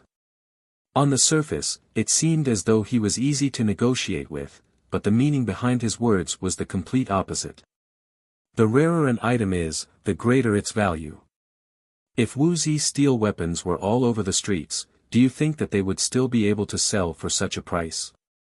Of course, if a few unfilial descendants of the Zhang family were to appear in the future, it wouldn't be surprising if 1 or 2 Wuxia steel weapons were to be sold outside, right? Gongzi is wise. Don't worry, our Zhang family will strictly abide by our agreement with Gongzi. The head of the Zhang family complimented Wang Chong inwardly. He had completely understood Wang Chong's intentions. Just like what Wang Chong had said, the rarer an item was, the greater its value. If too many Wuxia steel weapons were to appear, they would not be able to sell for a high price. However, if 1 or 2 weapons were to appear in the black market, not only would it not affect the price of Wuxia steel, it would even further increase the market's thirst for Wuxia steel. In fact, there might even be situations where the black market was selling them at a higher price than the imperial army. Regardless of whether it was for the external or internal market, the profits of the Wuxia steel weapons would be maximized. In this aspect, the young man before him had already considered it thoroughly. In this aspect, even the heads of many prestigious clans might not be able to match up to him. There's one last thing that I believe Gongzi should know. We are out of ores. The head of the Zhang family said with a crafty glint in his eyes. The Zhang family's ores in the capital were almost empty. This was the biggest problem in their collaboration, as well as the Zhang family's weakness. The head of the Zhang family was worried that this would affect Wang Chong's opinion, so he intentionally left it till the end. Ha ha ha, Wang Chong laughed heartily as he stood up from behind the table. It was as though he had expected the head of the Zhang family to say this. This matter is even easier to resolve. I've already prepared the new large-scale ores for you. As Wang Chong spoke, he flicked his sleeves and placed the deed of the ores on the table. Looking at the deed before him, the head of the Zhang family looked at Wang Chong in astonishment for the first time. He couldn't have imagined that the greatest problem of the Zhang clan, a problem that concerned the rise and fall of the Zhang clan, would have been resolved by Wang Chong. The head of the Zhang clan in the capital left with great shock. When he stepped out of the doorstep of the Wang clan and left with the deed in hand, he was still in a daze, unable to believe what he had just seen. It had been many years since he would allow himself to be swayed by external factors. But this time, holding the title deed, he really had a heavy feeling, as if he was in a dream. Young master, the profits of the Wuxia steel are huge. Why do you want to hand it over to the Zhang clan? Isn't it better to hold on to it for yourself? Unknowingly, Shanhai had walked to Wang Chong's side and whispered. In the Wang clan, Shanhai and Meng Long were one of the few who could speak to him in such a manner and even oppose Wang Chong. There were simply too many profits to be made from the Wuxia steel. From the very start, Shanhai felt that his side was suffering a huge loss. That's because this is the only way to maximize profits. Wang Chong said calmly. Even though the profits from designing the Wuxia steel weapons could be maximized, easily selling a single Death's Abyss for an astronomical price of 300,000 gold taels. To most people, this was something that they would never dare to imagine in their entire lives. However, it was too slow to produce a single sword every month. But Wang Chong couldn't possibly forge the swords himself. If he did so, he wouldn't be able to sell them for a high price. Thus, selling it to the Zhang clan became the best choice. This way, he would be able to differentiate the weapons he sold, and at the same time, he would be able to maximize his profits. With money, he would be able to move on to the next step of his plans. The Zhang clan's efficiency far exceeded Wang Chong's expectations. That title deed had a huge impact on the Zhang clan. On the very same night, Wang Chong came to a secret agreement with the Zhang clan. The Zhang clan would use 500,000 gold taels to obtain 50% of the mining rights to the mine. At the same time, they would use another 1 million gold taels to obtain the distribution rights to the Hyderabad ores from Wang Chong. Due to the huge sum of 1.5 million gold taels, the Zhang clan didn't have that much liquid assets. Thus, they would give the Zhang clan a 3-month buffer period, and within 2 to 3 years, they would have to pay off the debt in the form of gold or in other forms agreed upon by both parties. This matter hadn't been announced to the public yet. Other than Wang Chong and a few elders of the Zhang clan, no one else knew of the contents of the agreement. Time flew, and unknowingly, several days had passed. The bright moon hung high in the sky. In the dead of the night, everyone was in a deep slumber. In the east of the capital, roughly 100 zhang away from the Zhouji charcoal wine shop, a black silhouette could be seen amidst the shadows of the trees. His sleeves fluttered as though he was a gigantic bird, and he staggered along the roofs. Traitor! To think that I treated you as my own child, yet you dared to collude with outsiders, to betray me. Black smoke billowed from the figure's body, and he exuded an intense malevolent aura, making him look like a ferocious beast. Under the moonlight, if one were to take a closer look, one would realize that he was a black-haired elder with disheveled hair. His left hand was clutching his chest, and fresh blood was flowing out from between his fingers. However, the most disastrous thing was that a long sword on his back had pierced his palm from behind. The long sword had even pierced more than a foot into his palm. "Traitor, I'll never let you off. I'll never let you off." The elder clenched his teeth, and a ferocious glint flashed across his eyes. Under the moonlight, his eyes were actually blood-red, as though a mountain of corpses and a sea of blood. Ga-ga-ga. In the big tree beside the house, the night birds were startled by the intense malevolent aura, and they all screeched and rushed up. In the courtyard nearby, the dogs were also startled awake, and they all began to bark uneasily. What's going on? Why are the dogs barking in the middle of the night? In the house below, the faint sound of a husband and wife getting up could be heard. The black-haired old man's legs went soft. Suddenly, with a th-ka-cha sound, he stepped on several tiles and fell down from the roof. He hit the wall, and then fell into the dark, dirty alley, and fainted. Blood kept flowing out of his body. As the blood flowed out, the old man's aura grew weaker and weaker. His jet-black hair also turned from black to white at a speed visible to the naked eye, from the roots to the ends of his hair. In the blink of an eye, the elder's black hair turned white, and he fell to the ground. His aura was weak, and he did not move at all. Whoosh! Not long after the elder fainted, a few enormous auras suddenly appeared in the distance, like the mountains and the seas. These people were extremely fast, and their figures could not be seen at all. In the void, only a few blurry shadows could be seen. Whoosh whoosh whoosh. In the blink of an eye, a few ghost-like figures appeared above the roof where the elder had fallen. The dogs felt danger, and suddenly, they started barking. Rustle. With a cold snort, one of the black figures turned his head to look, and a few dozen feet away, the black dogs immediately suffered heavy injuries. Blood flowed out of their eyes, ears, nose, and mouth, and they slowly lay on the ground, motionless. The old man can't have gone far. If we let him make a comeback, we will be the ones to die. Search carefully, we must find him no matter what. 3 figures stood on the roof, and their cold eyes were like the eyes of the Grim Reaper. They slowly scanned the surroundings, and wherever their eyes passed, even the void was slightly distorted. Not far away, the elder's figure quickly appeared in the eyes of the 3. However, in the next moment, when they saw the elder's white hair, the 3 quickly looked away. It's just an old beggar. There's no need to care about him. Let's go. Whoosh whoosh whoosh. Chapter 153. Early in the morning, in the back garden of the Wang family residence, Wang Chong swallowed the consummation tiger bone minor cyclic pill, which he bought from Six-Fingered Zhang. Kacha. The crisp sound of bones cracking could be heard from within Wang Chong's body, and the acupoints all over Wang Chong's body emitted bursts of mist. Roar. The roars of a group of tigers could be heard in the air. Wang Chong had finally broken through to Tiger Bone 3 Dan.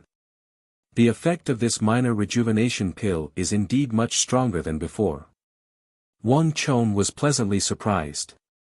Compared to before, Wang Chong could clearly feel that his strength had increased by a lot.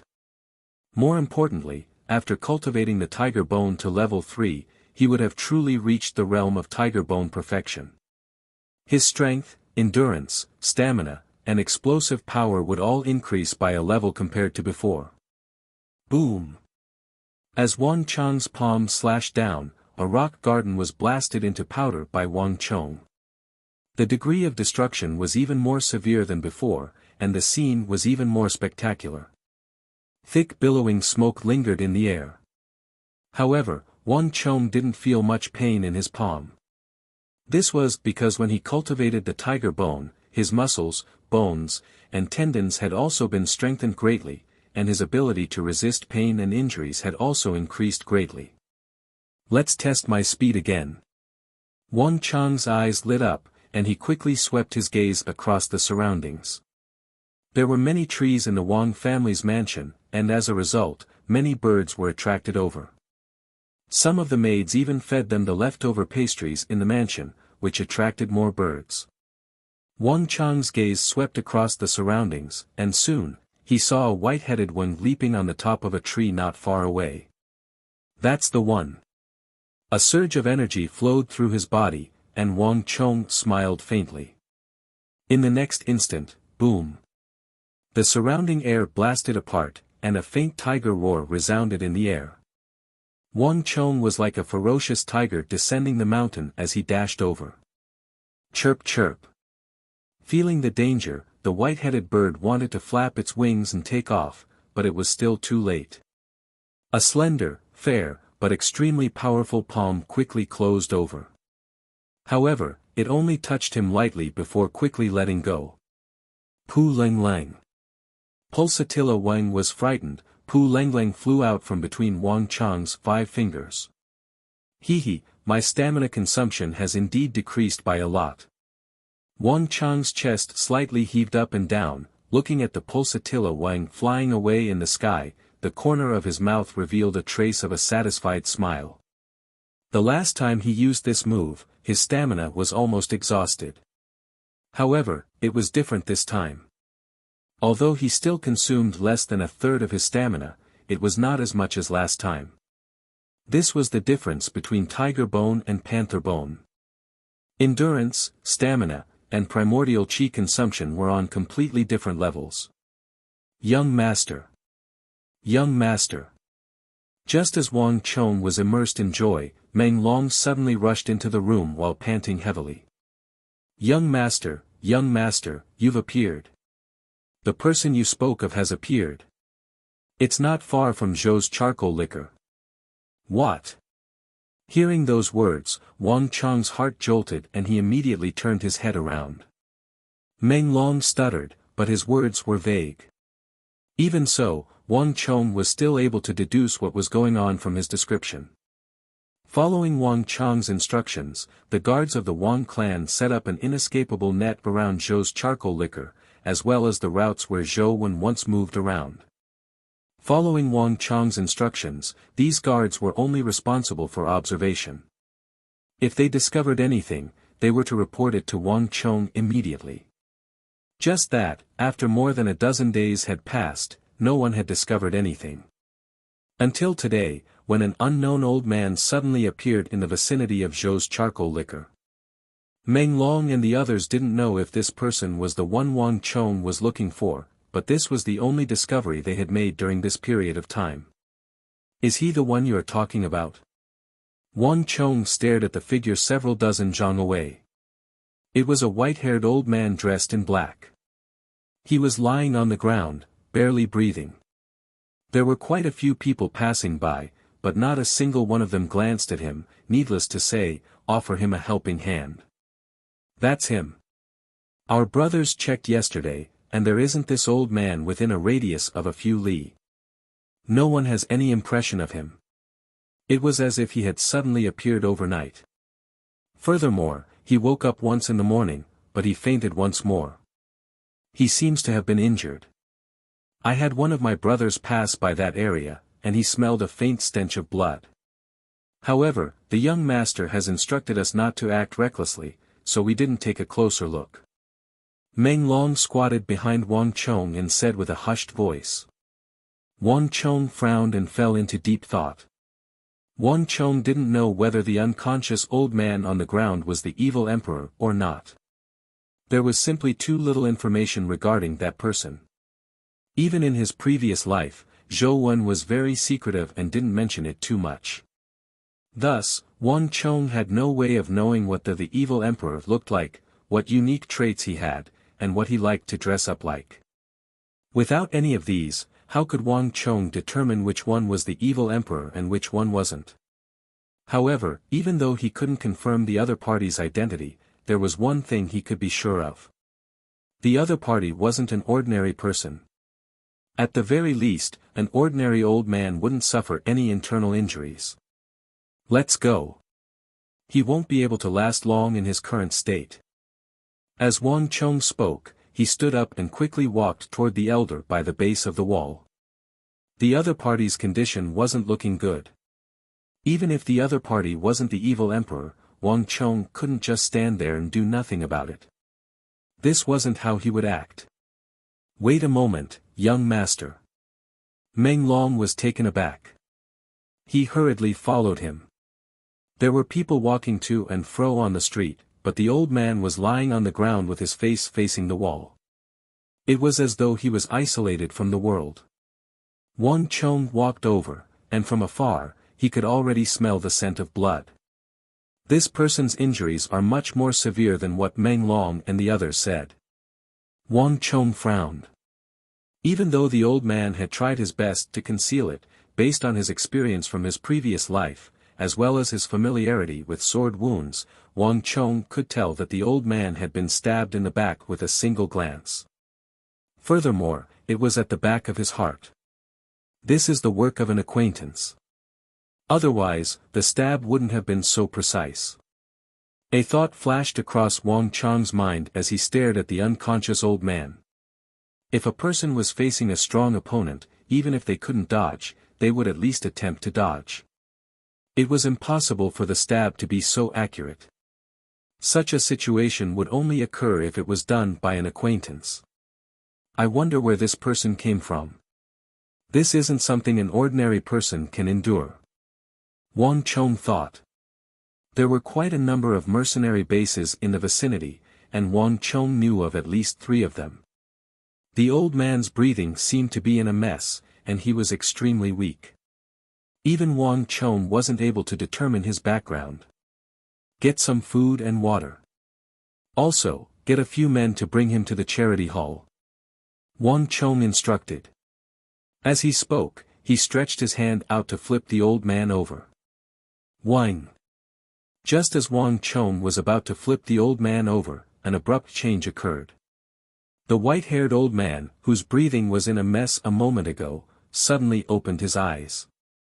His eyes were incomparably cold, and a fearsome killing intent could be felt emanating from them. This is bad. Wang Chong's heart skipped a beat, and a strong premonition of danger welled up in his heart. He immediately exerted strength in his squatting body, intending to retreat away from the old man. But before Wang Chong could retreat, a withered but powerful palm grabbed onto Wang Chong's wrist. Who in the world are you? The old man's expression was cold, and his voice was stern. Wang Chong felt his wrist go numb, and all of his strength dissipated. Before the old man, he was unable to exert any strength at all. You! Horrified, Wang Chong stared at the old man before him. His entire body went limp, and he couldn't even speak a word. This sight was completely out of his expectations. The old man's aura was weak, and he should have been able to defeat him easily. Yet, despite having just advanced to Origin Energy Tier 7, he was completely powerless before the other party. He had no idea what kind of technique the old man used to grab his wrist, but he was actually unable to exert the slightest bit of his strength and Origin Energy. Clang! The instant Wang Chong was grabbed by the old man, the sound of metal clashing echoed in the surroundings. Release my young master. Old fogey, what are you trying to do? Hurry up and release the young master. Otherwise, don't blame us for getting nasty. Meng Long unsheathed his saber and led his guards to surround the old man. His face was incomparably steely. To think that they were still thinking of saving this old man a moment ago. Yet, in the blink of an eye, this old fellow actually laid his hands on their young master. Meng Long was shocked and infuriated. If he could, he would have sliced the old man into 2. The crowd exclaimed in shock. This sudden sight left the passers-by dumbfounded. As though avoiding a plague, they hurriedly moved away. Humph! If any of you dare to come over, prepare to collect your young master's corpse. Savagery flashed across the old man's face, and he tightened his grip. Wang Chong groaned in pain, and cold sweat trickled down his forehead. Old man! What are you doing? Wang Chong cried out in pain. His voice was so soft that he didn't even have the strength to speak. Humph. Young man, do you really think that I can't tell? Your men are all around here, and they have passed by at least 4 times. Do you think that you can fool my eyes? You must have been searching for something, right? Speak. Did that bastard send you here? At the end of his words, the old man tightened his grip on Wang Chong, and a sinister and murderous aura burst forth from his eyes. In that instant, through the other party's eyes, Wang Chong could clearly sense the will of the other party. As long as he answered incorrectly, as long as he made the slightest mistake, the other party would kill him without any hesitation. Even if he was in the eyes of the crowd, even if he was in the capital. To this sort of person, killing another person was no different from killing another ant. It made no difference to him, and he had no qualms about it. This person is the evil emperor. Chapter 154. Wang Chong had been searching for the evil emperor and trying to confirm his identity.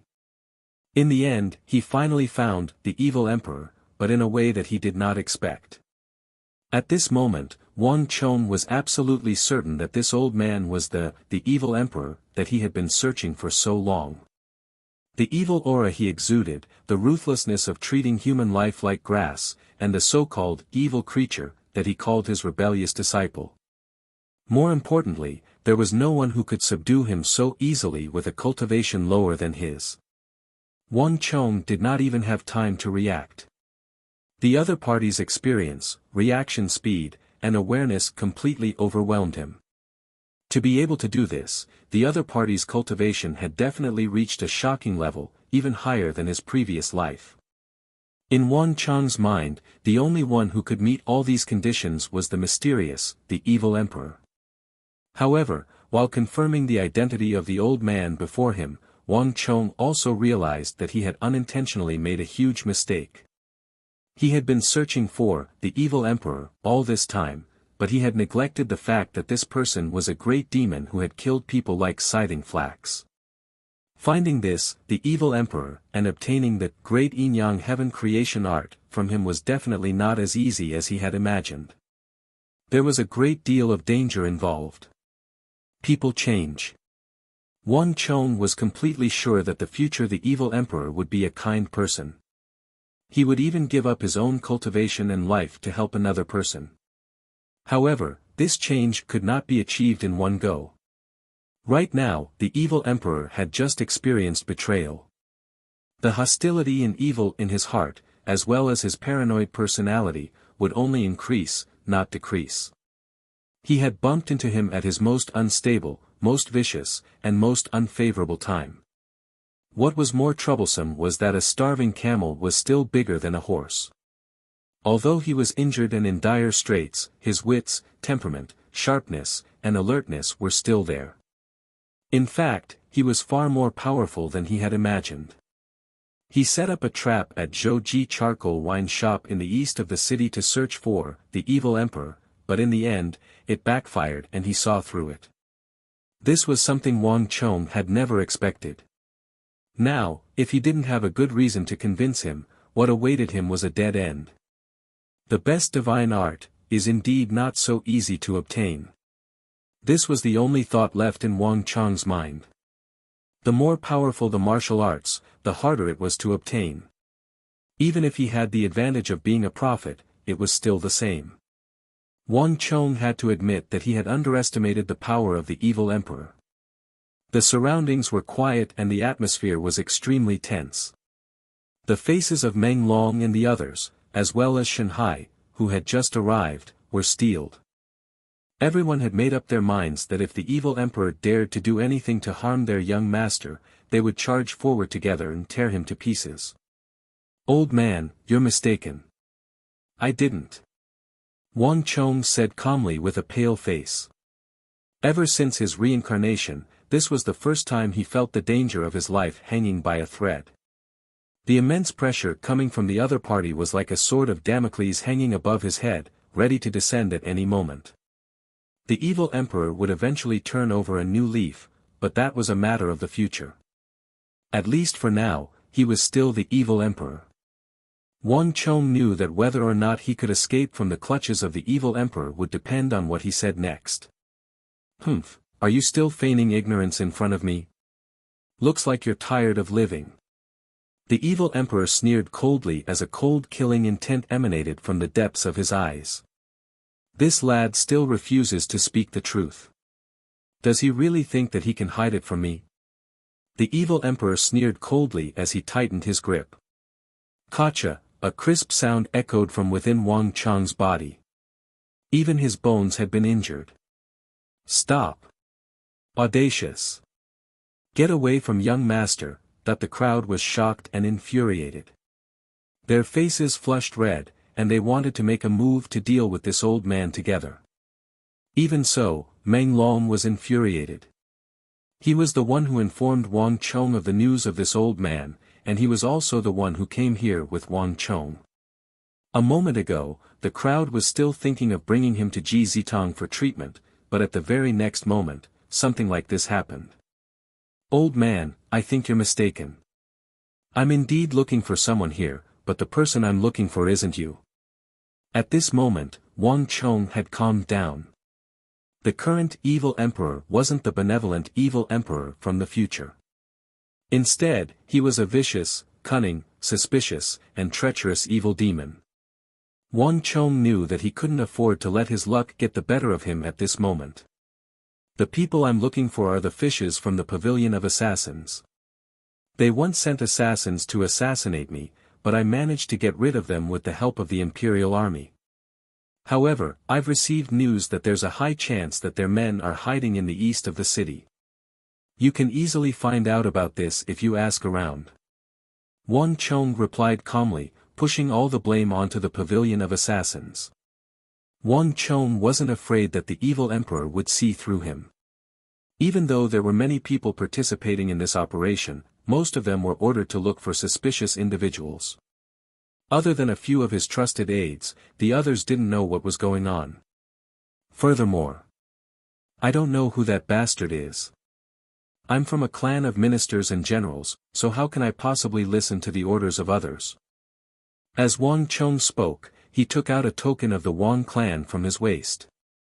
It was a palm-sized bronze token with cloud patterns on it. In the center of the token was the emblem of a huge tiger head, and on the reverse was the emblem of the Wang clan. This was the token of the Jianqing clan of ministers and generals. This was Wang Chong's final resort. As expected, just a moment ago, the evil emperor was brimming with murderous intent, but in the next moment, when he saw the token of the Tang dynasty, the murderous intent in his eyes immediately dissipated by half. "You're actually the son of the Wang clan." Before he could see what was going on, Wang Chong's grip loosened. Before he could see what was going on, the Wang clan's token in his hand had fallen into the hands of the evil emperor.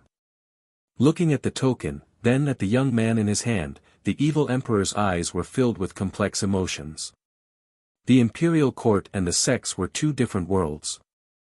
If the child before him was really the son of the Wang clan of ministers and generals, then naturally, he wouldn't be in cahoots with that bastard. That kid didn't have the capability to order around the Tang dynasty's imperial court. However, whether it was true or not, he would have to test it out to know. Chi! A black shadow shot out from the evil emperor's hand. That black shadow moved as fast as lightning, drawing an arc in the air before flying back into his hand. Under the watchful eyes of the crowd, Shen Hai, Meng Long, and the others could clearly see that it was a copper coin. "What are you doing?" A guard stepped forward and bellowed. Then, the sound of cloth tearing could be heard. Dang dang dang. In the next moment, amidst exclamations of shock, a token fell from the waist of the guards. The evil emperor ignored the exclamations of the crowd. He reached out his hand and a token flew into the air, landing in his hand. "I was right." Upon seeing the token on the guard's waist, the sharp eyes of the demonic emperor old man finally softened. Since these people were the guards of the Wang clan of ministers and generals, it was impossible for them to be here for him. Perhaps, he had really misunderstood this matter. "Who? Wang Chong felt the pressure on his wrist lessening significantly and he heaved a sigh of relief. It was fortunate that no one knew about his ability to foresee the future. Even the evil emperor didn't know that even though he didn't know that traitorous disciple of his, he was indeed here for him. He had finally passed this test. Elder, you seem to be quite injured. Let me bring you to recuperate. Wang Chong corrected himself. Ha ha ha. Recuperate? Hearing Wang Chong's words, the evil emperor let out a sorrowful laugh. That traitorous disciple colluded with outsiders to destroy my sea of qi, injuring 7 of my meridians, 23 of my acupoints, and even severely injuring my conception and governing meridians. Right now, I don't even have a tenth of my strength left. Moreover, it will become weaker and weaker. In less than 3 days, my power will completely dissipate. Unless I can obtain a saint-tier recuperation pill, only then will I be able to preserve my foundation. It's a pity that only the royal family has such a pill. It isn't easy to obtain such a pill. But now, it's too late. Traitorous disciple. Traitorous disciple. I will never let you off. The evil emperor's mind was in turmoil. At the thought of his sorrow, he spurted a mouthful of blood essence. He was already injured to begin with, and on top of that, he had been fleeing for 1,000 li. As soon as he relaxed, all of his injuries flared up and he fainted. Kill him. Bastard. Protect the young master. Shanhai, Meng Long, and the guards of the Wang family residence had been keeping a close eye on the situation. Upon seeing the evil emperor's injuries acting up, they charged forward and placed a dozen swords on the neck of the evil emperor. Wait a moment. Wang Chong stopped the crowd in time. Young master, we can't let such a person live. We saved him out of goodwill, but he nearly harmed you instead. It's better to kill this kind of person. Meng Long said furiously. The situation just a moment ago was dangerous. If something were to happen to him, he wouldn't know how he would explain it to the old master and madam. Don't worry, if he wanted to kill us, he would have done so long ago. Remember that copper coin? If it were to fly toward your neck, what would have happened? Wang Chong said. Upon hearing those words, the crowd felt a chill on their necks and they subconsciously took a step back. That's right. With this person's cultivation, if he really wanted to kill them, he would be able to kill them as easily as killing chickens with that copper coin, and it would be effortless. Wang Chong ignored the crowd behind him. Rubbing his numb wrists, Wang Chong turned his attention to the unconscious the evil emperor. It was clear that the evil emperor had really acted up this time, and his injuries weren't light either. It was likely that he wouldn't be able to retaliate. However, this wasn't what Wang Chong was concerned about. Weird, why are his injuries so severe? Wang Chong looked at the evil emperor on the ground in bewilderment. Based on what the demonic emperor old man had said, it would take at most 3 days for his energy to dissipate. If that was the case, how was he going to impart his cultivation to Zhou Wen in the future? How was he going to teach him martial arts? Wang Chong had a feeling that the evil emperor's injuries were much more severe than in his previous life. Wang Chong couldn't help but think of Zhou Wen. Could it be that by luring Zhou Wen away, he had changed the fate between Zhou Wen and the evil emperor, resulting in such a change? However, this wasn't the time to be thinking about this. The most pressing matter at hand was to save the evil emperor. Otherwise, the great yin-yang heaven creation art would truly become a lost art. Chapter 155. Shanhai, Meng Long, quickly bring him to the carriage. Hurry up and send him to the charity hall. Wang Chong beckoned behind him. More and more people had gathered on the streets, but Wang Chong wasn't afraid of the crowd. But if the disciple of the evil emperor was still around, it wouldn't be a good thing.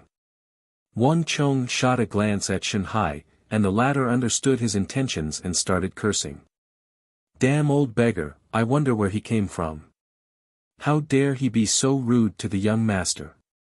Carry him up and teach him a lesson before sending him to the mass grave outside the city. A few of the Wang family's guards understood his intentions and immediately carried the evil emperor onto Wang Chang's carriage. The surrounding crowd was initially curious, but upon hearing that the other party was just a beggar throwing a tantrum, they immediately turned bored and dispersed. Even though there were a few more observant ones who noticed the evil emperor's actions and felt that the matter wasn't as simple as it seemed, they couldn't hold back their emotions. Furthermore, there wasn't much at stake here, so they didn't probe too deeply into the matter. Soon, the carriage left the vicinity of Zhou-Ji charcoal liquor. Silence reigned in the carriage. The evil emperor lay motionless on the blanket, his breathing weak. Wang Chong lowered his head to look at him with a complicated expression. The unattainable great yin-yang heaven creation art in his previous life actually allowed him to succeed. And now, the most mysterious evil emperor was lying just inches away from his feet. This was something he didn't dare to imagine in the past. But even so, Wang Chong knew that the entire operation wasn't a success. The apocalypse is coming, and a top-notch expert like the evil emperor is indispensable. No matter what, I have to find a way to cure him. Wang Chong muttered to himself as his heart thumped. In his previous life, the evil emperor imparted all of his cultivation to Zhou Wen. Zhou Wen also accepted his gift and became a top expert in a single leap. However, Wang Chong believed that if he wanted to master the great yin-yang heaven and earth creation and become a top-notch expert, he wouldn't necessarily need to sacrifice the evil emperor. The best way was to protect both of them at the same time. Even though the evil emperor had lost his martial arts, his experience, insight, and knowledge were still far beyond that of an ordinary person. The great yin-yang heaven creation art was an unparalleled art, and only in his hands could it display its greatest power. Furthermore, even though the evil emperor had killed countless people and had committed countless atrocities, he had almost died in his hands. However, people change. After experiencing this life and death crisis, the future the evil emperor would turn from evil to good, completely different from before. Just this alone was worth Wang Chong trying his best to save him. Not only did he have to save him, but he also had to find a way to protect his foundation. As these thoughts flashed through his mind, Wang Chong quickly came to his senses. A saint-grade healing pill. I wonder if this pill will work. With a thought, Wang Chong quickly took out a large healing pill from his robes. This pill was bought for him by Liu Zhizhang. Even though he didn't know if it was a saint-grade healing pill, it was undeniably from the palace. Forget it, I'll treat a dead horse like a live one. Even though I don't know if it's a saint-grade healing pill, at the very least, it's much better than the healing pills I can buy outside. With this thought in mind, Wang Chong squatted down, parted the lower jaw of the evil emperor, and stuffed a round healing pill into his mouth. The pill refined by the palace's alchemist melted as soon as it entered his mouth. In just a few moments, the entire pill melted into a liquid and flowed into the evil emperor's stomach. After a few breaths, a rosy hue surfaced on the evil emperor's face. His skin was originally pale and ashen, but at this moment, a tinge of redness could be seen on it. His originally indistinct and disorderly breathing also became thick and stable. Luckily, the 200,000 gold taels weren't spent in vain. Wang Chong bent down and stretched out his hand to feel the evil emperor's pulse. He heaved a sigh of relief. Back then, in order to join the so-called Dark Shadow and the Alchemist's alliance, he had spent more than 200,000 gold taels to buy the route. Now, it was all worth it. These healing pills refined by the palace's alchemist were far more effective than Wang Chong had imagined. If not for these pills, the evil emperor's cultivation might really have dissipated. Shanhai, go to the Falling Jade Pavilion and look for Liu Zhizhang. Tell him that no matter what, he has to get me 3 of these healing pills. Otherwise, he can use my quota for this month as well. The stronger the effect, the better. Yes, Gongzi. Without another word, Shanhai turned around, pushed open the carriage door, and jumped out. His feet didn't even touch the ground as he sprinted towards the falling jade pavilion. Wait a moment. After Shanhai left, Wang Chong pondered for a moment before changing his mind. I'm not going to the charity hall, I'm going to the Purple Bamboo Garden.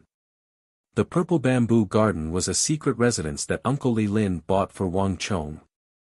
It had been a long time since he bought it, but Wang Chong felt that it wasn't appropriate for him to move out at such a young age, so he didn't move in. The evil emperor was severely injured and needed peace and quiet to recuperate. The Purple Bamboo Garden was quiet and secluded, making it the most suitable place for him. The carriage made a turn and headed towards the south of the city. It didn't take long before he saw a quiet courtyard surrounded by a lush bamboo forest. It looked especially elegant and stylish. At the entrance of the courtyard, there was a plaque hanging on the wall that said Purple Bamboo Garden. The carriage passed by and soon entered the courtyard. The Purple Bamboo Garden was huge, and everything was ready for use. Gardens, ponds, terraces, pavilions, cultivation grounds, side rooms. Every single part of the place gave off a grand feeling. However, there was no one in the courtyard. There weren't any maids, servants, or guards around. Wang Chong hadn't moved in yet, so there wasn't a single person around. Stand guard at the entrance while the rest of you stand guard in the courtyard. No one is to approach. Wang Chong commanded. Yes, Gongzi. The crowd responded and left. Wang Chong placed the evil emperor on the bed. About an hour later, Shanhai's forehead was beaded with sweat. Fulfilling his mission, he rushed over with 3 larger healing pills. Liu Zhizhang was indeed loyal. When he heard that it was Wang Chong who wanted it, he quickly brought 3 stronger healing pills over and gave them to Wang Chong in advance. He didn't even take the money. Another 3 top-notch healing pills from the palace were fed to the evil emperor. The evil emperor's breathing improved significantly, and the wound on his back started to scab. About 4 hours later, 5 strong fingers suddenly shot out from the bed and grabbed Wang Chong's neck. Let go. Let go. The room was in chaos. Seeing the unconscious evil emperor suddenly make a move, everyone was shocked and drew their swords. The atmosphere returned to the tense atmosphere of the street from before.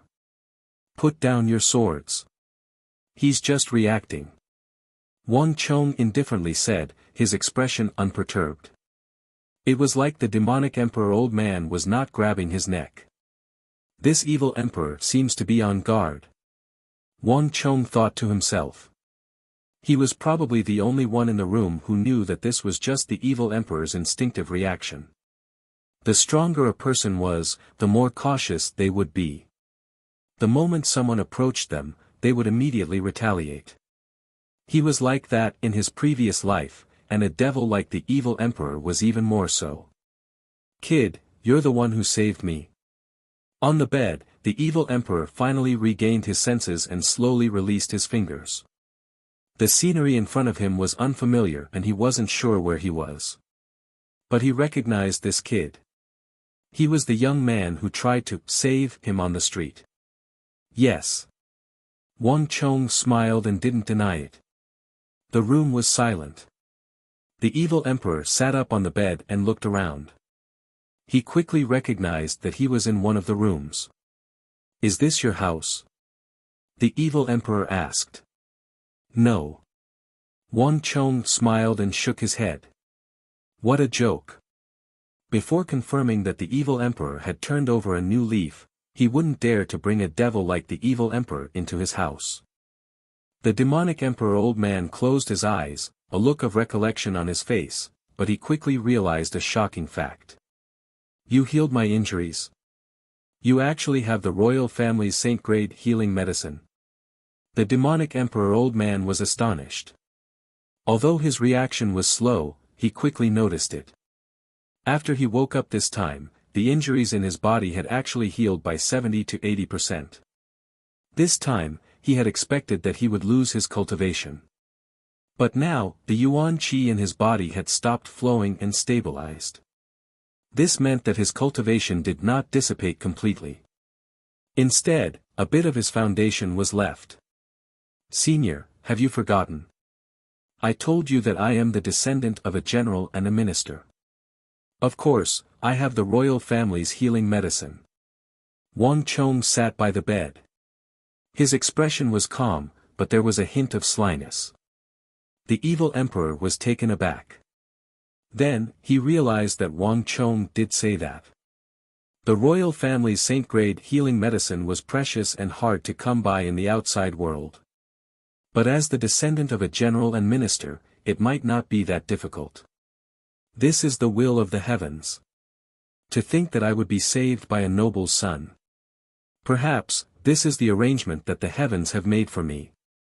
The evil emperor smiled bitterly. He looked up at the ceiling. His expression changed and he didn't speak for a long time. Kid, are you willing to be my last disciple? As long as you agree to be my disciple, I will teach you everything I know. But in the future, I hope that you can promise me one thing. Wang. Hearing this, Wang Chong's heart thumped. No matter how slow he was, he understood what was going on when he heard these words. The thing that he had been waiting for the most had finally arrived. After the evil emperor was betrayed and plotted against, he felt that he wasn't strong enough to exact his revenge. Thus, he decided to take in his last disciple to deal with that traitor. The great yin-yang heaven creation art, this unparalleled technique, was finally showing a glimmer of hope to him. A great opportunity was beckoning to him. I'm willing. Wang Chong was overjoyed. Without hesitation, he knelt in front of the evil emperor. Ha ha ha, you saved my life. I will take you in as my disciple. This is the opportunity that we are destined to meet. I, Zhang Wenfu, swear that I will never take in anyone from the pugilistic world or the sex as my disciples. But you are not one of them. What name did you say? Wang Chong. Ha, good. Wang Chong, you are my, Zhang Wenfu's, last disciple. As long as you don't betray me, I will never betray you. Master. Wang Chong hurriedly called out. Ha ha ha, I, Zhang Wenfu, finally have another disciple. The evil emperor roared with laughter. He had thought that he would die for sure. Who would have thought that there would be a glimmer of hope at the end of the tunnel? Right now, he was filled with hatred for those from the sections. Even if he were to die, he would never take in anyone from the sects as his disciple. But Wang Chong was different. He was a descendant of ministers and a member of the imperial court. He had nothing to do with the sections. In this life, he had never taken in a disciple from a noble family. But this matter was definitely worth a try. In the room, as he looked at the evil emperor, who was laughing without the slightest hint of scheming or defense, Wang Chong suddenly felt as if he had discovered another side of the evil emperor's personality. At this moment, a smile appeared on Wang Chong's face. You're tuning into the Han Li's Wuxia Adventures YouTube channel. We're so grateful for your support and don't forget to subscribe to join us on this incredible journey through captivating stories. Your generosity through donations truly makes a world of difference, as it's the primary source of revenue that allows me to expand and enhance this channel for you. Thank you from the bottom of my heart for being a part of this adventure.